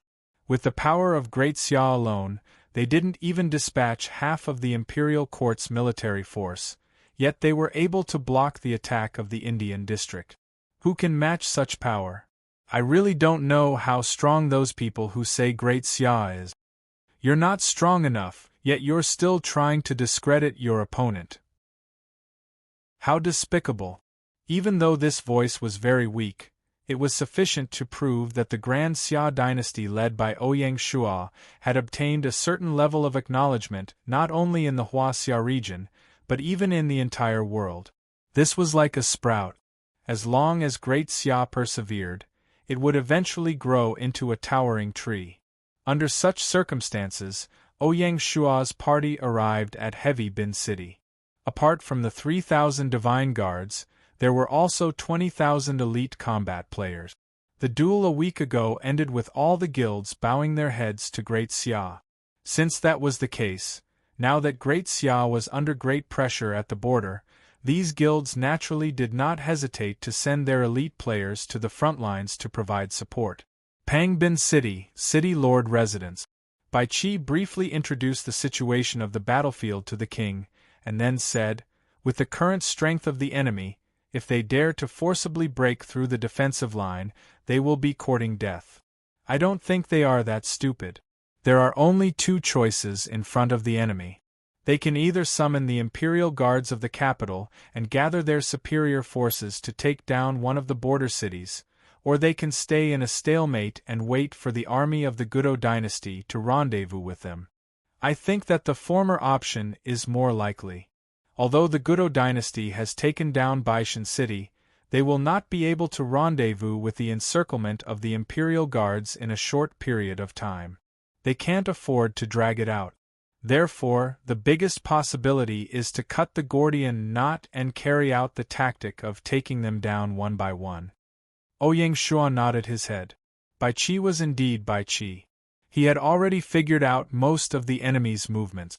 In view of Bai Qi's past combat style, Ouyang Shuo smiled and said, "I believe that the general already has a countermeasure? The enemy doesn't know that your majesty can summon an additional 100,000 imperial guards to assist us. This is our opportunity. If we make good use of it, we can counter-encircle the enemy and create an opportunity," Bai Qi replied. Ouyang Shuo understood. The reason why the Great Xia army was always victorious was not only because of their extraordinary combat strength, but also because Ouyang Shuo always had an endless number of trump cards. At the crucial moment, he would always give the enemy a fatal blow. Bai Qi obviously knew how to make use of his trump cards. Ouyang Shuo smiled and took out a talisman. He handed it to Bai Qi and said, "In addition to the 100,000 imperial guards, this should be able to help the general." Bai Qi took a look and was pleasantly surprised. Spirit Attraction Talisman, After use, 10 times the usual number of monsters will surge out of the monster nest. This talisman was given to Ouyang Shuo by Bloody Romance 2 days ago as a gift. At first glance, this talisman didn't seem like a good thing. If 10 times the number of monsters were drawn out, wouldn't it be self-inflicted? A normal monster tide was already tiring enough to deal with. If 10 times the number of monsters was increased, no one would be able to stop it. At first, Ouyang Shuo suspected that Bloody Romance was deliberately giving him an item that she didn't need as a gift. But after thinking about it carefully, as long as this item was used in the right place, it could be very effective. For example, on the current battlefield, Bai Qi naturally understood the king's intention. He smiled and said, "Your Majesty, there is a large monster nest north of the border.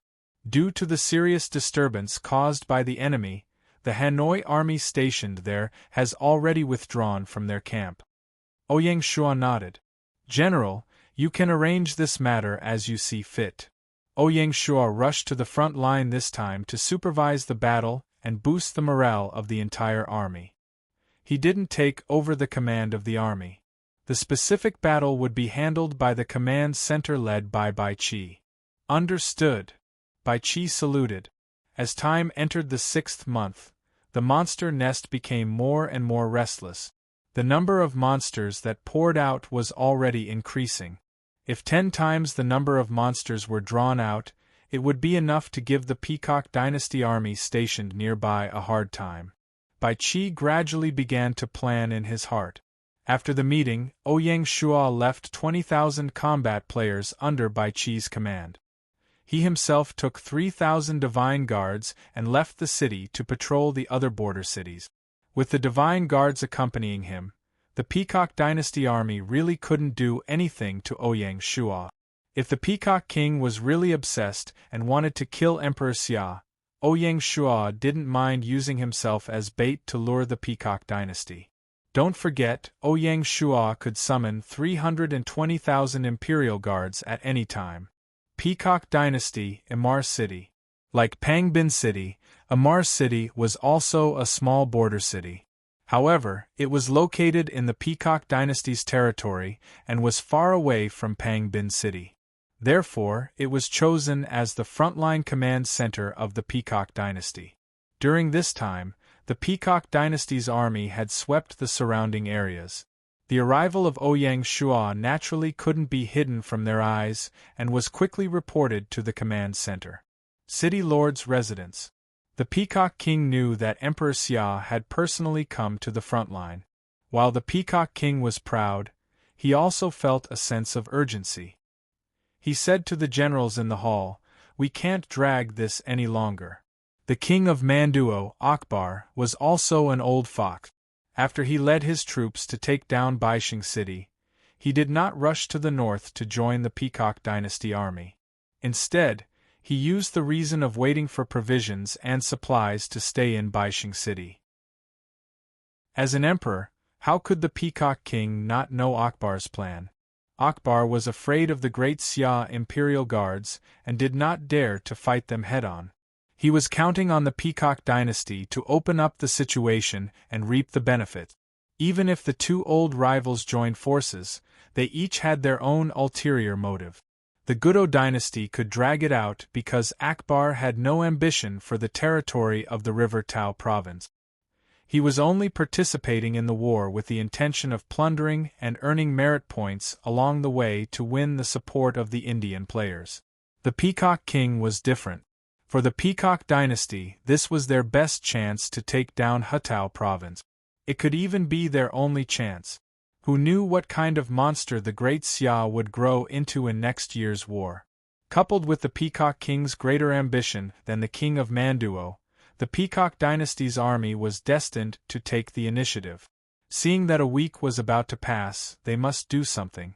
Otherwise, they would miss this once-in-a-lifetime opportunity. "We will follow the king's orders." The generals in the hall cupped their fists one by one and were also in high spirit. The Peacock King's eyes swept across and said in a deep voice, "From tomorrow onwards, execute the siege plan." Yes. At this point, this war finally ushered in the climax. Chapter 1176. On the 5th day of the 6th month, the Peacock dynasty's army made a new move. 500,000 of the 700,000 soldiers were left behind to hold the line, while the remaining 200,000 were moving toward the northernmost border city of the He-Tao province, Niga City. 3 days later, the army had Niga City completely surrounded. The moment they arrived, the Peacock King immediately summoned 250,000 imperial guards to assist them. Thus, 450,000 soldiers surrounded this small border city. Niga City's defenses were inferior to Pangbin City's, and it was garrisoned by the 5th Legion of the Dragon Stallion Army. Given that Legion Commander Xiao Chaogui had come from the Taiping Heavenly Kingdom, this legion was also the first legion of the Dragon Stallion Army to become a musketeer. Even so, they could not stop the vast enemy army. Bai Qi's order was, "Defend for 2 days, and reinforcements will come." On the walls of Niga City, Xiao Chaogui stood bravely on the walls, his expression grave as he gazed at the densely packed white tents outside. The 5th Legion was facing an enemy army 6 times their size, and it would not be easy for them to hold out for 2 days with the weak defenses of Niga City. But the order had already been issued. No matter how difficult it was, Xiao Chaogui had to resolutely carry it out. "Pass on my orders to all divisions. There is no retreat in this battle. We can only defend to the death. If we cannot hold out, we will die with Niga City." Xiao Chaogui's voice was calm, but the order he issued was extremely somber. Yes. The messenger also had a solemn expression as he quickly turned and left. Outside the city, in the central army tent, the Peacock King was standing on a high ground, also gazing at the nearby Niga City. He noticed that the Dragon Stallion army on the walls was at its peak. Even in the face of a siege, they did not show the slightest fear. It is rumored that the Dragon Stallion army under the command of the great Xia's slaughter god, Bai Qi, is a group of butchers from hell who kill without blinking an eye. It seems that the rumors are true, the Peacock King praised the enemy. The surrounding officers were clearly unconvinced, but they did not dare to retort. When speaking of the Peacock dynasty, the most famous army had to be the famous War Elephant Army. It was even stronger than the Shang dynasty's war elephant army, and it was an existence that struck fear into the hearts of those who heard its name. Unfortunately, war elephants could only play a small role in a siege battle. As a result, the Peacock King only brought a small number of war elephants for the final assault on the city gate. The Peacock King seemed to sense the mood of the general behind him. He changed the topic and said with a smile, "Even the butcher of hell cannot escape the punishment of the great god Shiva. It's time to let them see the power of the Peacock army." At this point, the Peacock King suddenly turned around and shouted, "Who is willing to be the vanguard? This general is willing to go." The generals couldn't wait any longer, and all of them requested to go to battle. In the eyes of the generals, with such a large army besieging a small border city, wouldn't it be settled in one battle? Acting as the vanguard meant that they would obtain the greatest merit in this battle. No general could resist this kind of temptation. The Peacock King nodded in satisfaction. His gaze finally stopped on the young general at the very front. "Cargill, you'll be the one to fight." "Yes." Cargill raised his head in surprise. He was also a famous general in India's history, known for his bravery. When the other generals saw this, they were extremely jealous. The Peacock King did not placate them. He once again turned around and looked at the distant city, lost in thought. When the generals saw this, they very tactfully took their leave. They were well aware that the king's temperament was somewhat eccentric. He liked to imitate the historical Ashoka and had always been a man of his word. It was best not to provoke him. Very quickly, Cargill led his troops out of the camp and into formation outside the city. War drums beat and yellow sand filled the sky. It was in this nameless border town that the first large-scale battle of the national war broke out. The army of the Peacock Imperial Court, under the leadership of the young General Cargill, roared and charged towards the city walls. What they saw was not bloody slaughter, but brilliant military achievements. Unfortunately, the idea was good, but the reality was very cruel. The first wave of counterattack of the 5th Corps of the Dragon Stallion Army had already stunned the Peacock Imperial Court Army. First came round after round of cannons, followed by the roar of the ballistae, and finally the crisp sound of guns. Each round of attack reaped countless lives. The power of the firearm army was truly frightening.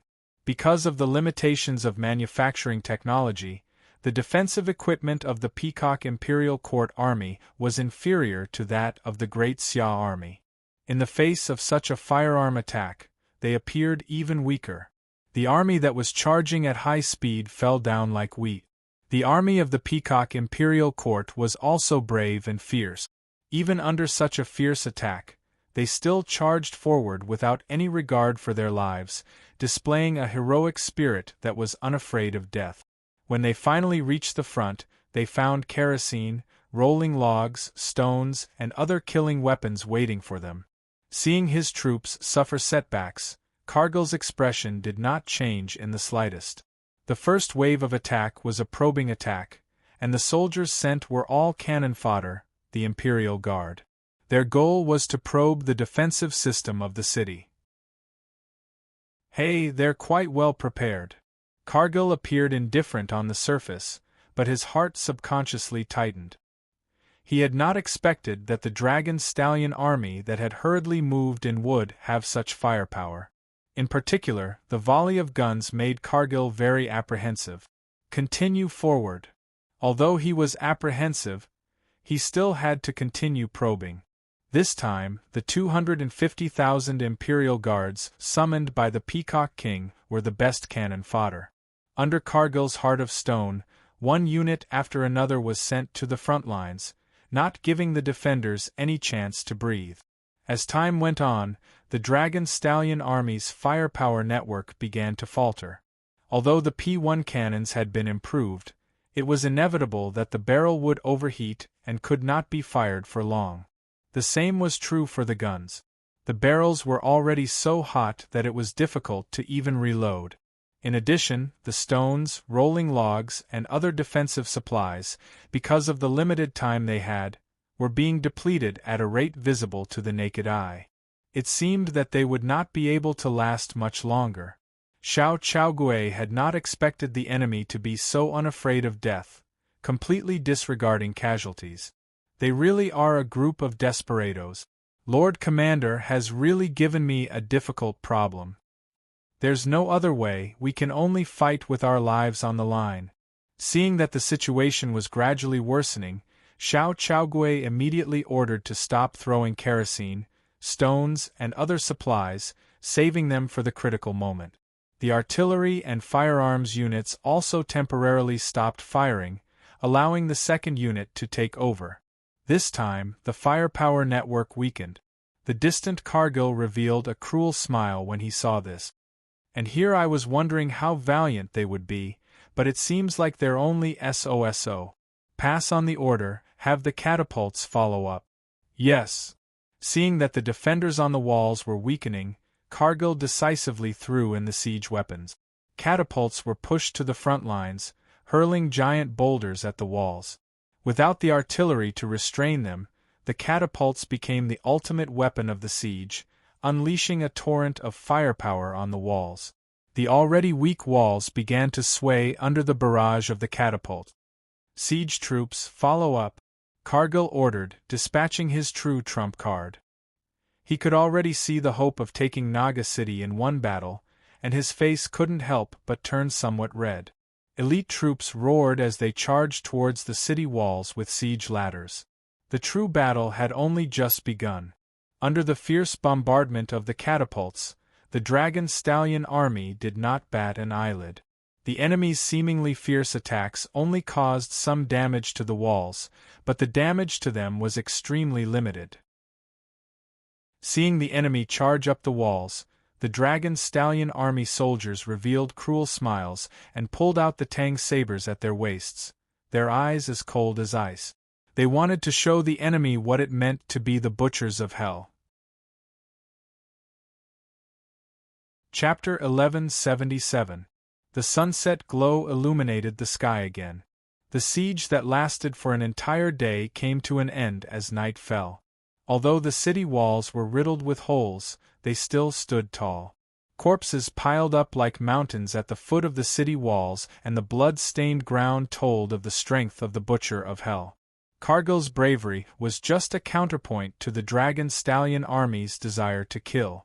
For an entire day, the Peacock Dynasty's army took turns to attack, but each time they were routed by the Dragon Stallion army. Especially after the artillery cooled down, the catapults suffered heavy losses. Without the cover of long-range firepower, the casualties of the Peacock Imperial Court's army increased exponentially.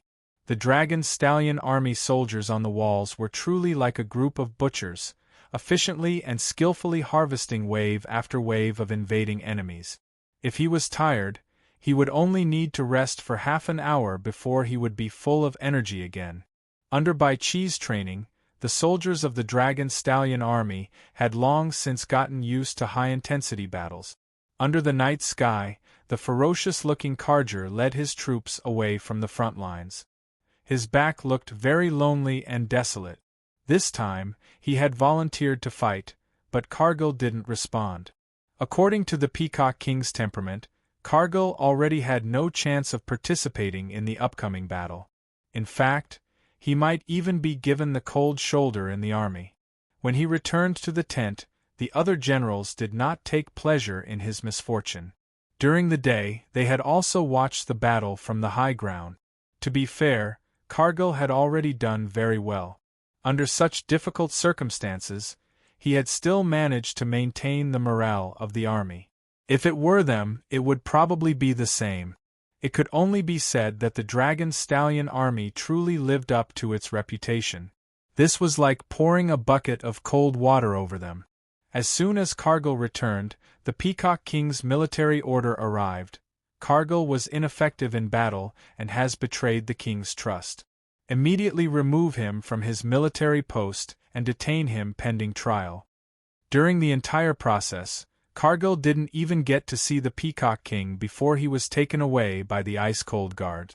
Although the other generals sympathized with him, no one would plead for mercy for Cargill. Not to mention the possibility of being reprimanded by the king.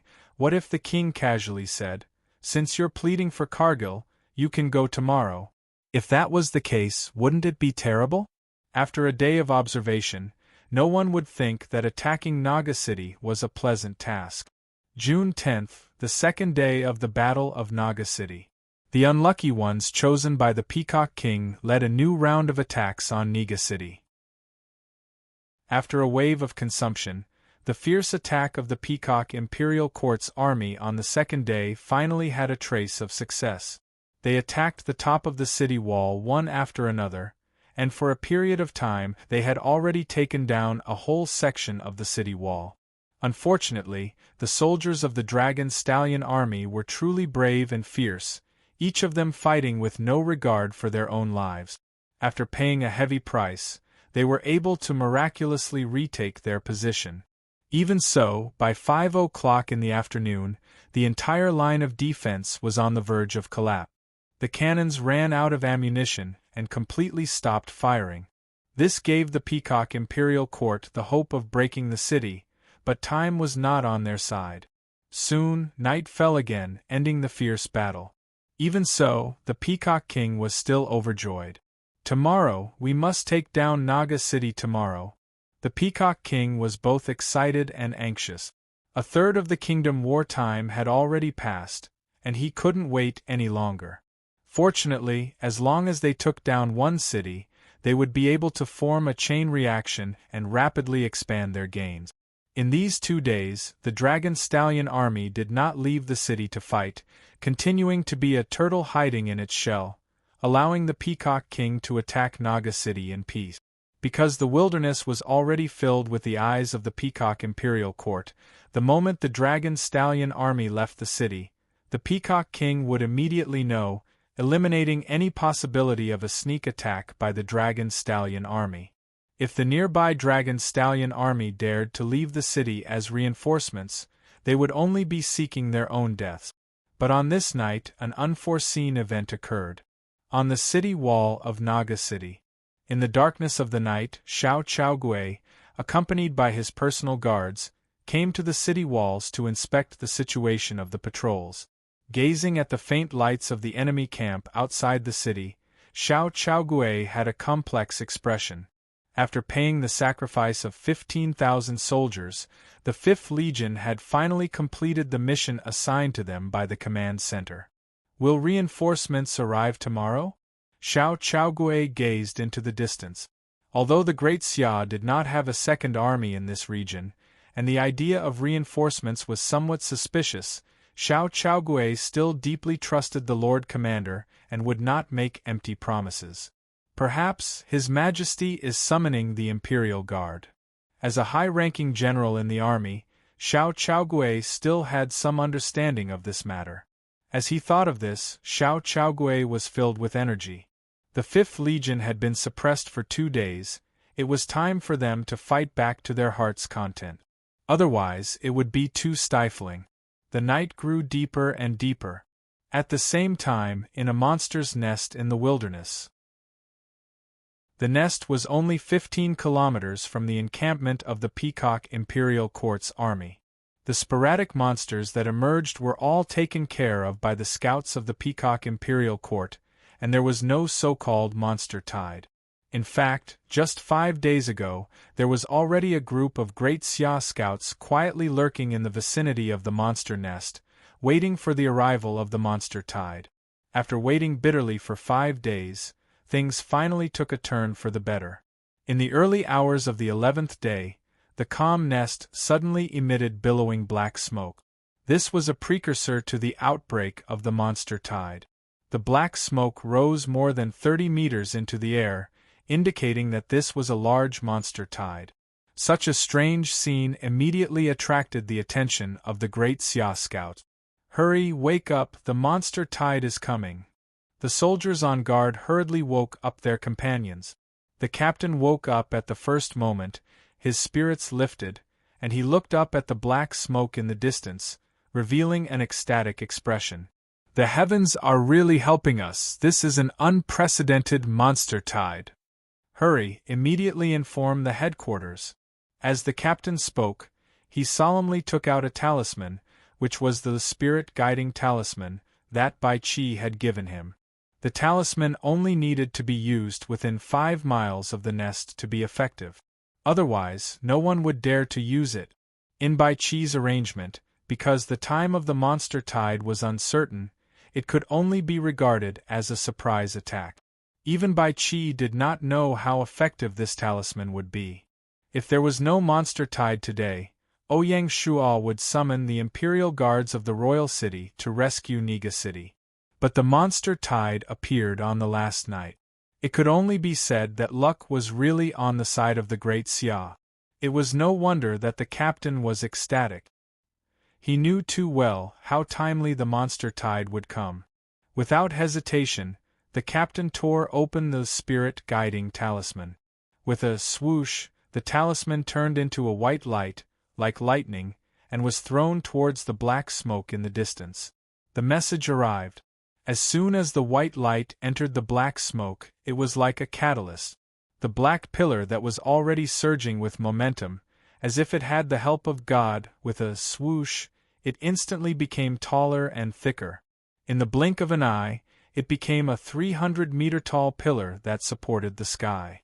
When the group of scouts saw this, they were so surprised that they could not close their mouth.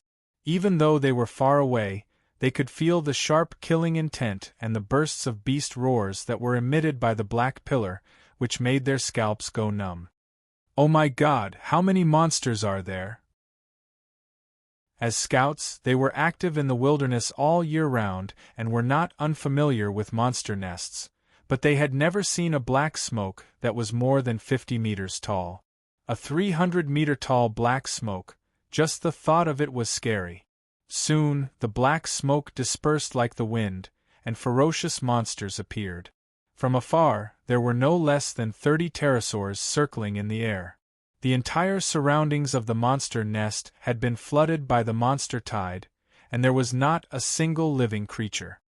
"Quick, fire the signal flare." The captain suppressed his fear and quickly ordered. Yes. In the twinkling of an eye, there were several signal flares rising into the air, cutting through the dark night sky. The monster tide that had just appeared was worrying about not having a target to attack, but when they saw the signal flares rising into the air, it was like they had seen their prey. Without thinking, they rushed over. From far away, they could hear the vibration of the monster tide, like the earth was shaking and the mountains were shaking. "Get on the horse." Without the captain's order, the scouts quickly mounted their horses and quickly evacuated. Looking at the direction of their retreat, it was the location of the Peacock Imperial Court's army camp. This was called diverting the trouble to another person. In order not to let the monster tide lose their target, the scouts must fire several signal flares every once in a while. These signal flares were like guiding lights, leading the monster tide by the nose. During this period, they also encountered the night scouts of the Peacock Imperial Court, but in front of the vast monster tide, these scouts were like waves, quickly dissipating and did not cause the slightest ripple. The earth-shattering running and roaring of the monster tide completely broke the darkness of the night. In less than 2 hours, the monster tide came to the vicinity of the Peacock Imperial Court's army camp, and was finally detected by the patrol troops on the periphery. Unfortunately, it was too late. At this time, the camp was quiet without the slightest noise. It was the time when the soldiers were sleeping soundly, and even the soldiers on night patrol were yawning, preparing to endure the last period of the night before dawn. When the alarm sounded, the camp exploded. In this case, if it was not handled well, not to mention the monsters attacking, the camp would immediately be in danger of being destroyed. This was not an alarmist talk. The military camp was an authentic place of killing. The traditional military law of China had the so-called 17 rules and 54 strike. The soldiers lived in fear, and the mental depression that accumulated over the years could be imagined. In addition, the army had a strict hierarchy and closed management. Only the officers who were tyrannical and the soldiers who were ignorant could lead the army. Usually, they relied on military discipline to suppress the situation. Before the great battle, everyone's life and death were uncertain. They did not know if they could come back alive tomorrow. Everyone was on the verge of a mental breakdown. At this time, as long as there was a rustle in the wind, it could be just a soldier screaming in a nightmare, and it could ignite the hysterical atmosphere in the camp. The soldiers were completely free from the shackles of military discipline. Some people picked up their weapons and took revenge. They hunted down officers, enemies, and unknown comrades. The next day, only corpses were left. Under the pressure of the Peacock King, the military discipline of the Peacock Imperial Court was already abnormally strict. The soldiers were highly nervous, and in addition to the heavy losses in the 2 days of siege, the tension was even more aggravated. In particular, the Imperial Guards that were summoned had been constantly used as cannon fodder for the past 2 days, but there was nothing they could do. From the generals to the ordinary soldiers, they were all full of resentment towards the Peacock Imperial Court. Resentment rose to the sky. What was more coincidental was that, with the end of the battle during the day, everyone knew that the city would be breached tomorrow.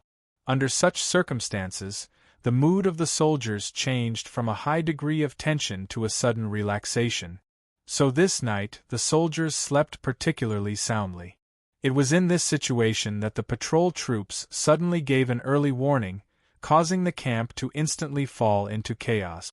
The eyes of the soldiers who were awakened suddenly turned red. The first to explode was the camp of the Imperial Guards of the capital. First, a certain camp was filled with resentment, blaming which bastard had sounded the alarm at this time. It was unknown who shouted that he wanted to teach the army of the Peacock Imperial Court a lesson. The speaker had no intention, but there were many who responded. Almost in a flash, a large number of soldiers responded, and from one camp, it rapidly expanded to 2, 4, and 10 camp. This resentment, like a virus, quickly spread throughout the camp. In the blink of an eye, the whole army screamed like they had gone mad, charging towards the nearby camp of the Peacock Imperial Court. The soldiers of the Peacock Imperial Court did not know what was going on when they saw people charging over. Without saying a word, the two troops clashed together. The whole camp was in chaos. No one was able to sort out the sequence of events. The generals who tried to stand out to maintain order were instead killed by the soldiers, one by one dying without knowing why. It was at this moment that the terrifying beast tide suddenly arrived. For the army of the Peacock Imperial Court, this was simply a devastating disaster. Seeing the pterosaurs hovering in the air, the Tyrannosaurus beast that was like a tall building, the countless hunting dragon beasts, horned dragons, and some unknown monsters, the soldiers felt their scalp tingle and instantly sobered up. Heavens, where did so many monsters come from? The soldiers were dumbfounded. Looking around, there was no end to the beast tide. A rough estimate was that there were at least tens of thousands of beasts or even more. They wanted to organize together to defend against the enemy, but it was too late. The sudden explosion of the camp instantly turned the camp into a mess. Corpses were scattered everywhere, and the eyes of the soldiers were bloodshot. Some were really crazy, and some were pretending to be crazy. No matter who it was, in the face of such a beast tide, they all seemed powerless. Run!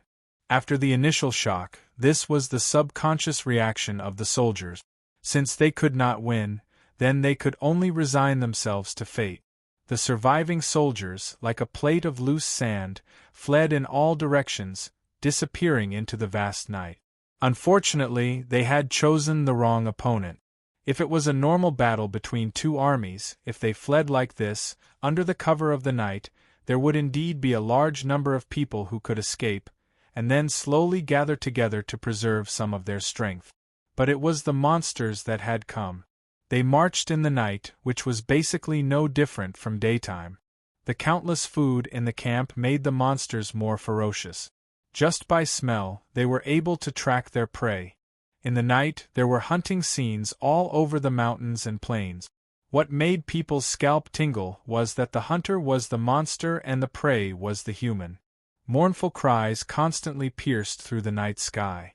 This was the most tragic beast-tide attack in the history of the wilderness. Under the attack of tens of thousands of monsters, the Peacock Imperial Court's army suffered heavy losses. In one night, less than 3 out of 10 survived.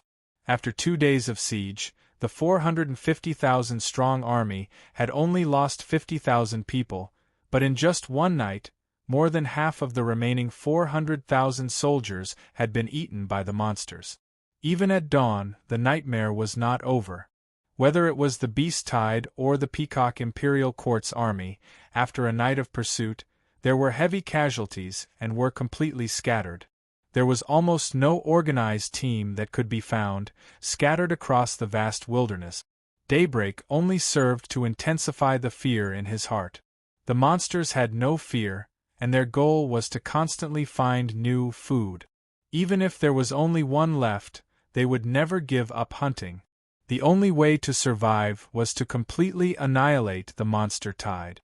This was a cruel battlefield where only one could survive. No one was the true victor, and the real winner was the dragon stallion army hiding in the city. Chapter 1178. The 11th day of the 6th month, the battlefield of Hutao. The results of the beast tide exceeded everyone's expectations. When Xiao Chaogui reported the detailed information to the command center, even the cold and callous Bai Qi was dumbfounded. Isn't this too much of a coincidence? Bai Qi could hardly believe it. The beast tide came at the right time, and it just happened to cause chaos in the camp. This is truly unheard of. Ouyang Shua smiled. This is the death of the Peacock dynasty. General, if you do not take the gift of the heavens, you will be the one to blame. Ouyang Shua had never imagined that an unremarkable talisman would have such a miraculous effect. It seemed that bloody romance was truly the lucky star of the great Xia. Bai Qi cupped his fists and solemnly said, "This general understands. I will immediately arrange for the army to pursue the enemy and give them a heavy blow to avenge the previous robbery." That's right. Ouyang Shua was pleased. Bai Qi added, "I ask your majesty to lend this general a hand and summon the imperial army of the royal city to attack and catch the enemy unprepared." In order to not attract the attention of the great Zhou dynasty, it was naturally best to summon the imperial army as late as possible. But in Bai Qi's view, this was the best opportunity and could not be delayed. A little earlier was also a last resort. After all, with just the strength of the Dragon Stallion army, even if the Peacock dynasty suffered a heavy setback in the beast tide, there was still an organized army of 500,000 that the Dragon Stallion army could not contend with. At most, it would be a draw. If the 320,000 cavalry of the Great Han were added, the situation would be completely different. The Great Xia's military strength would be equal to the enemy's, and the Dragon Stallion army would be valiant against the Great Han cavalry. Ouyang Shua did not hesitate to agree to Bai Qi's request. "Come, let's go outside the city." Yes. Soon, the party arrived outside Pangbin City. At this time, the Peacock dynasty's army responsible for monitoring Pangbin City had already learned of the attack last night and was on high alert, ready to rescue the Peacock King at any time.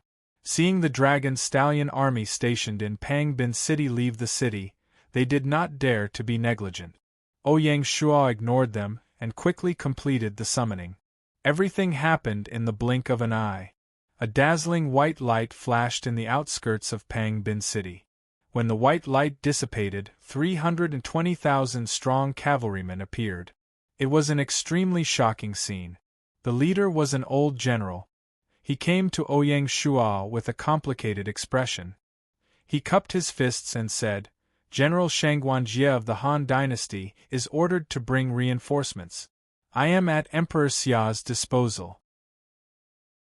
In order to allow the summoned imperial guards to quickly enter the battlefield without any unforeseen circumstances, Gaius stipulated that the summoned imperial guards would unconditionally carry out the summoner's orders without any reservations. Just like in the previous Battle of Niga City, even if the Peacock King deliberately used the imperial guards as cannon fodder, the imperial guards could do nothing but keep their resentment to themselves. It would only erupt under certain circumstances. When Ouyang Shuo saw that it wasn't Wei Qing, a trace of disappointment flashed in his eyes. He was familiar with history and had some understanding of Shangguan Jie. Shangguan Jie, courtesy named Xiaoshu, was a disciple of the Yulin Academy in his youth. He was renowned for his ability and had served as the Weiyang stable commander, grand servant, and attendant. When Emperor Wu of Han Luche was gravely ill, he was made the Left General and given the title of Marquis of Anyang. Looking at his resume, although Shangguan Jie was the Left General, he had no military experience and had always held a position in the court. For Emperor Wu of Han to send him to command the army, it was clear that he was very angry. After Emperor Zhao ascended the throne, Shangguan Jie had a good relationship with Hua Guang. Shangguan Jie's son, Shangguanen, married Hua Guang's daughter, and the two families became in-laws. When Hua Guang was away, Shangguan Jie would often take his place to handle government affairs.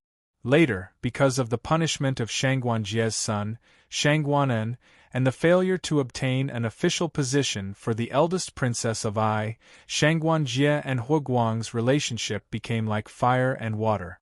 In the 9th month of the first year of the Yuanfeng era, Shangguan Jie joined forces with the imperial censor Sang Hongyang and the prince of Yen Lu Dan to hold a banquet to murder Hua Guang. Not long after, Shangguan Jie and his son were killed. Ouyang Shuo noticed that Shangguan Jie's eyes were somewhat evasive. As smart as Ouyang Shuo was, he naturally understood the reason. Hua Guang, who had a deep relationship with Shangguan Jie in history, was now serving in Great Xia as the governor of Liaojin. Comparing the two, it would be strange if Shangguan Jie's feelings weren't complicated. The reason why Ouyang Shuo remembered Shangguan Jie was not only because of his relationship with Hua Guang, but also because of the legendary experience of Shangguan Jie's granddaughter, Empress Shangguan. Lady Shangguan entered the palace at the age of 6 and was crowned empress a month later. She was the youngest empress in the history of Huaxia. Emperor Zhao of Han was the youngest son of Emperor Wu. During the witchcraft disaster, Crown Prince Lu Ji committed suicide. Emperor Wu was disheartened and only appointed Emperor Zhao as the new crown prince before his death. After Emperor Wu's death, Emperor Zhao ascended the throne with the support of his officials at the age of 8. In 74 BC, Emperor Zhao, who had reigned for only 14 years, died of illness in Chang and at the age of 21. After that, under the leadership of Hua Guang and other officials, the Prince of Chang'e, Lu He, was adopted as Emperor Zhao's son. He was crowned crown prince and succeeded the throne. Lady Shangguan was crowned Empress Dowager. Lu He only reigned for 27 days before he was deposed as a commoner due to his excessive debauchery and failure to protect the country. He was known as the deposed Emperor of Han. After Lu He was deposed, Hua Guang presided over Lu Sun as Emperor Zhao's son. He became Emperor Xian of Han, and Lady Shangguan remained as Empress Dowager. Emperor Xian of Han, Lu Sun, was the grandson of Crown Prince Lu Ji, who committed suicide during the witchcraft disaster. He was raised in Yeding. History went round and round like this, as if returning to the starting point. Perhaps because of his painful childhood experiences, Emperor Xian of Han had the opportunity to understand the suffering of the people. During his reign, he worked hard to govern the country and selected the most capable and virtuous officials. The famous ones were the 11 meritorious officials of the Qilin Pavilion. Emperor Xian of Han was a famous virtuous emperor in the history of Huaxia. During his reign, the country's politics were clear, the society was harmonious, the economy was prosperous, and the 4 barbarians were obedient. It was known as the Shaoxian Revival. Historians said that the Western Han was the most powerful under his rule. In the Western Han dynasty, which was known for its strict naming of temples and posthumous titles, Lu Xun was one of the 4 emperors who had an official temple name. The other 3 were Emperor Gaozu Lu Bang, Emperor Wen of Han, and Emperor Wu of Han. In 49 BC, Emperor Xian of Han passed away and Emperor Yuan of Han ascended the throne. The 40-year-old Empress Dowager Shangguan was honored as Empress Dowager until she passed away in 37 BC at the age of 52. Empress Shangguan was the second Empress Dowager to attend court affairs after Empress Lu. However, she was not the victor of the court struggle, nor was she the heroine who controlled the world. Instead, she was a small blade of grass that swayed with the wind. If she was disobedient, she could be deposed or killed at any time. She was widowed for 37 years. In terms of status, the Shangguan family had the honor that all women in the world yearned for but could not obtain. It seemed that they had everything, but in fact they had nothing. Empress at the age of 6, Empress Dowager at the age of 15, and Empress Dowager at the age of 40. She had no children, and her adopted daughters-in-law and granddaughters-in-law filled the hall. But for her, her father, grandfather, and younger brother were killed when she was 8. She became a widow at the age of 15, and her mother was killed at the age of 24. Since then, she had lost all her blood relatives except her youngest aunt and the deposed Empress Hua Qingjun. These things had worn away the happiness of her childhood, leaving her with nothing but bitterness and loneliness in the depths of the palace.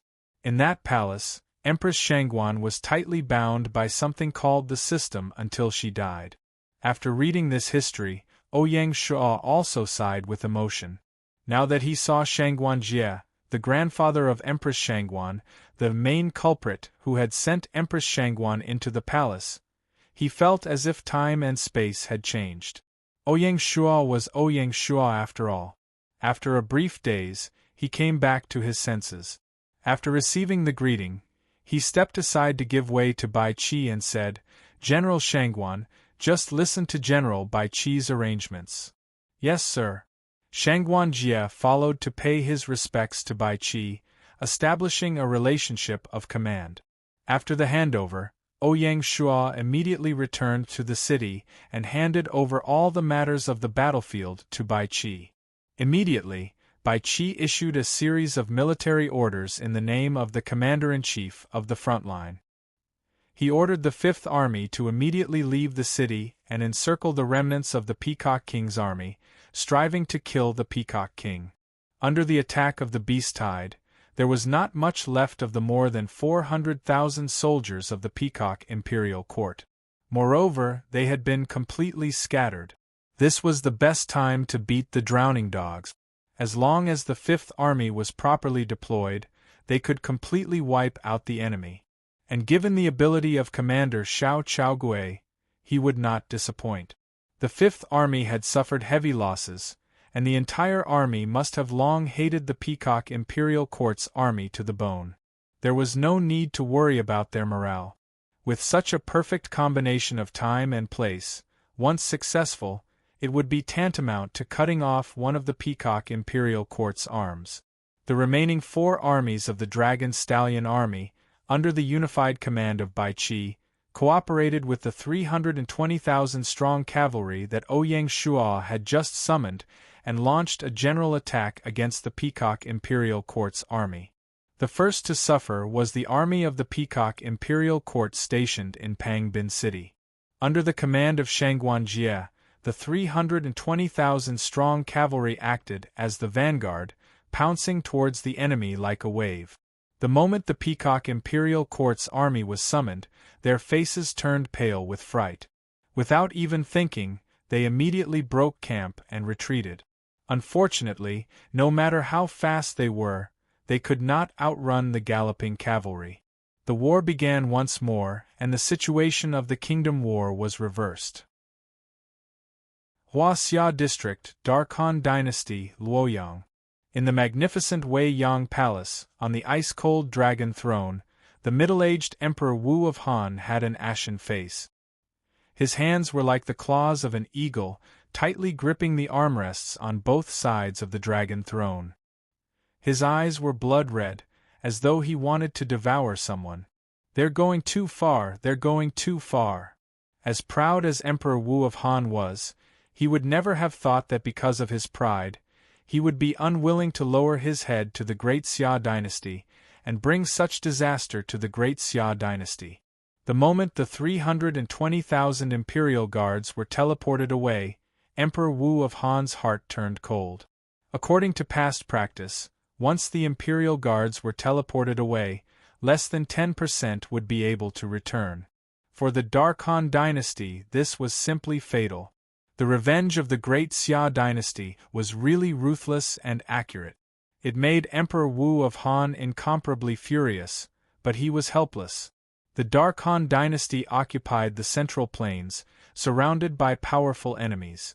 Once the imperial guards were not around, they would immediately be torn to pieces by the enemies. For the wilderness, this was an extremely normal thing. The only way out for the Dark Han dynasty was to surrender to a certain force to save their lives. But with Emperor Wu of Han's nature, even if he died, he would not surrender. Otherwise, Emperor Wu of Han would not have bowed to Ouyang Shu.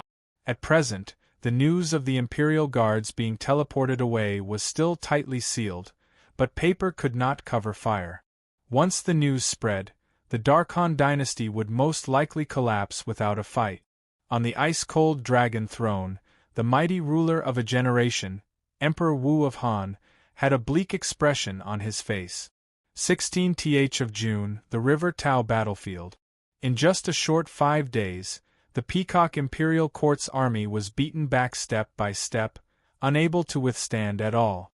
Fortunately, the Peacock King had escaped and joined up with the main forces, and the situation was slightly stabilized.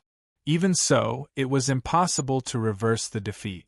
In order to exhaust the 320,000-strong cavalry on the battlefield, Bai Qi's attack was both resolute and ruthless. In the later stages of the war, he did not care about the sacrifices and must cause great damage to the Peacock Imperial Court's army. This group of madmen, under the relentless pursuit of the great Xia, the Peacock King's face was ashen. He gritted his teeth and revealed his ruthless nature. He ordered the entire army to withdraw from the River Tao province, completely extinguishing his ambition for the River Tao province. This time, the Peacock King really suffered a double loss. Not to mention the heavy losses, he did not even manage to conquer a city before fleeing back to the country. After this battle, the prestige of the Peacock King in the Indian district was bound to be greatly reduced. The Gudo dynasty in the south received the news of the withdrawal of the Peacock Imperial Court's army and could not do anything under the siege of the Imperial Guards. Without saying a word, they quickly withdrew and quickly disappeared into the vast sea. If they were any slower, they would most likely be surrounded by the great Xia army. The Gudo King Akbar was worthy of being a senior member of the Azure Emblem. He was not very active in the attack and retreated quickly. Before the Indian Ocean Fleet came back to their senses, they had already returned to the Indian district. It was really admirable. With the withdrawal of the Gudo dynasty's army, the war initiated by the Indian district ended anticlimactic in the middle of June. When the results came out, everyone was taken aback. What was even more unexpected was yet to come. The Peacock Imperial Court's army wanted to withdraw, but the great Xia did not agree. Taking advantage of the fact that the war was not over, they immediately arranged for the great Han armored cavalry to pursue and kill their way into the territory of the Peacock Imperial Court, setting off a reign of terror. The host and the guest had changed hands.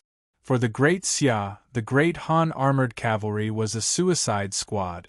They naturally had to make use of their remaining energy and sweep the borders of the Peacock Imperial Court, destroy their villages and plunder their belongings as revenge.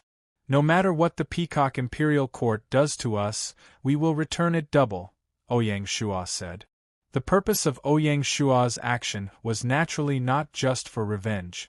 First, it was to consume the Great Han armored cavalry and clear the obstacles for the next military operation in the Southeast War Zone. Second, it was to further destroy the Peacock Imperial Court's border, strike the confidence of the Peacock Imperial Court, and curb the rise of the Peacock Imperial Court. Only by hurting the Peacock Imperial Court would the Peacock King not have any other thoughts. Another point was that if the strength of the Peacock Imperial Court could be weakened and fall to the same level as the Gudo Imperial Court, then the competition in the Indian district would usher in a new variable. When the two tigers fought, they would no longer have the energy to fight against the Great Xia. In this way, the peace of the border of the He-Tao province could be maintained to the greatest extent and win precious time for the Great Xia to solve the internal dangers. By the time the war ended, apart from the imperial guards that were summoned, the Peacock Imperial Court had lost at least 400,000 troops, which was equivalent to the complete annihilation of an army group, and the border had been reduced to ruins. Before the war, the Peacock King never thought that it would be such a result. You're tuning in to the Phoenix Knights YouTube channel. Don't forget to subscribe and join us on this journey to catch the most captivating stories.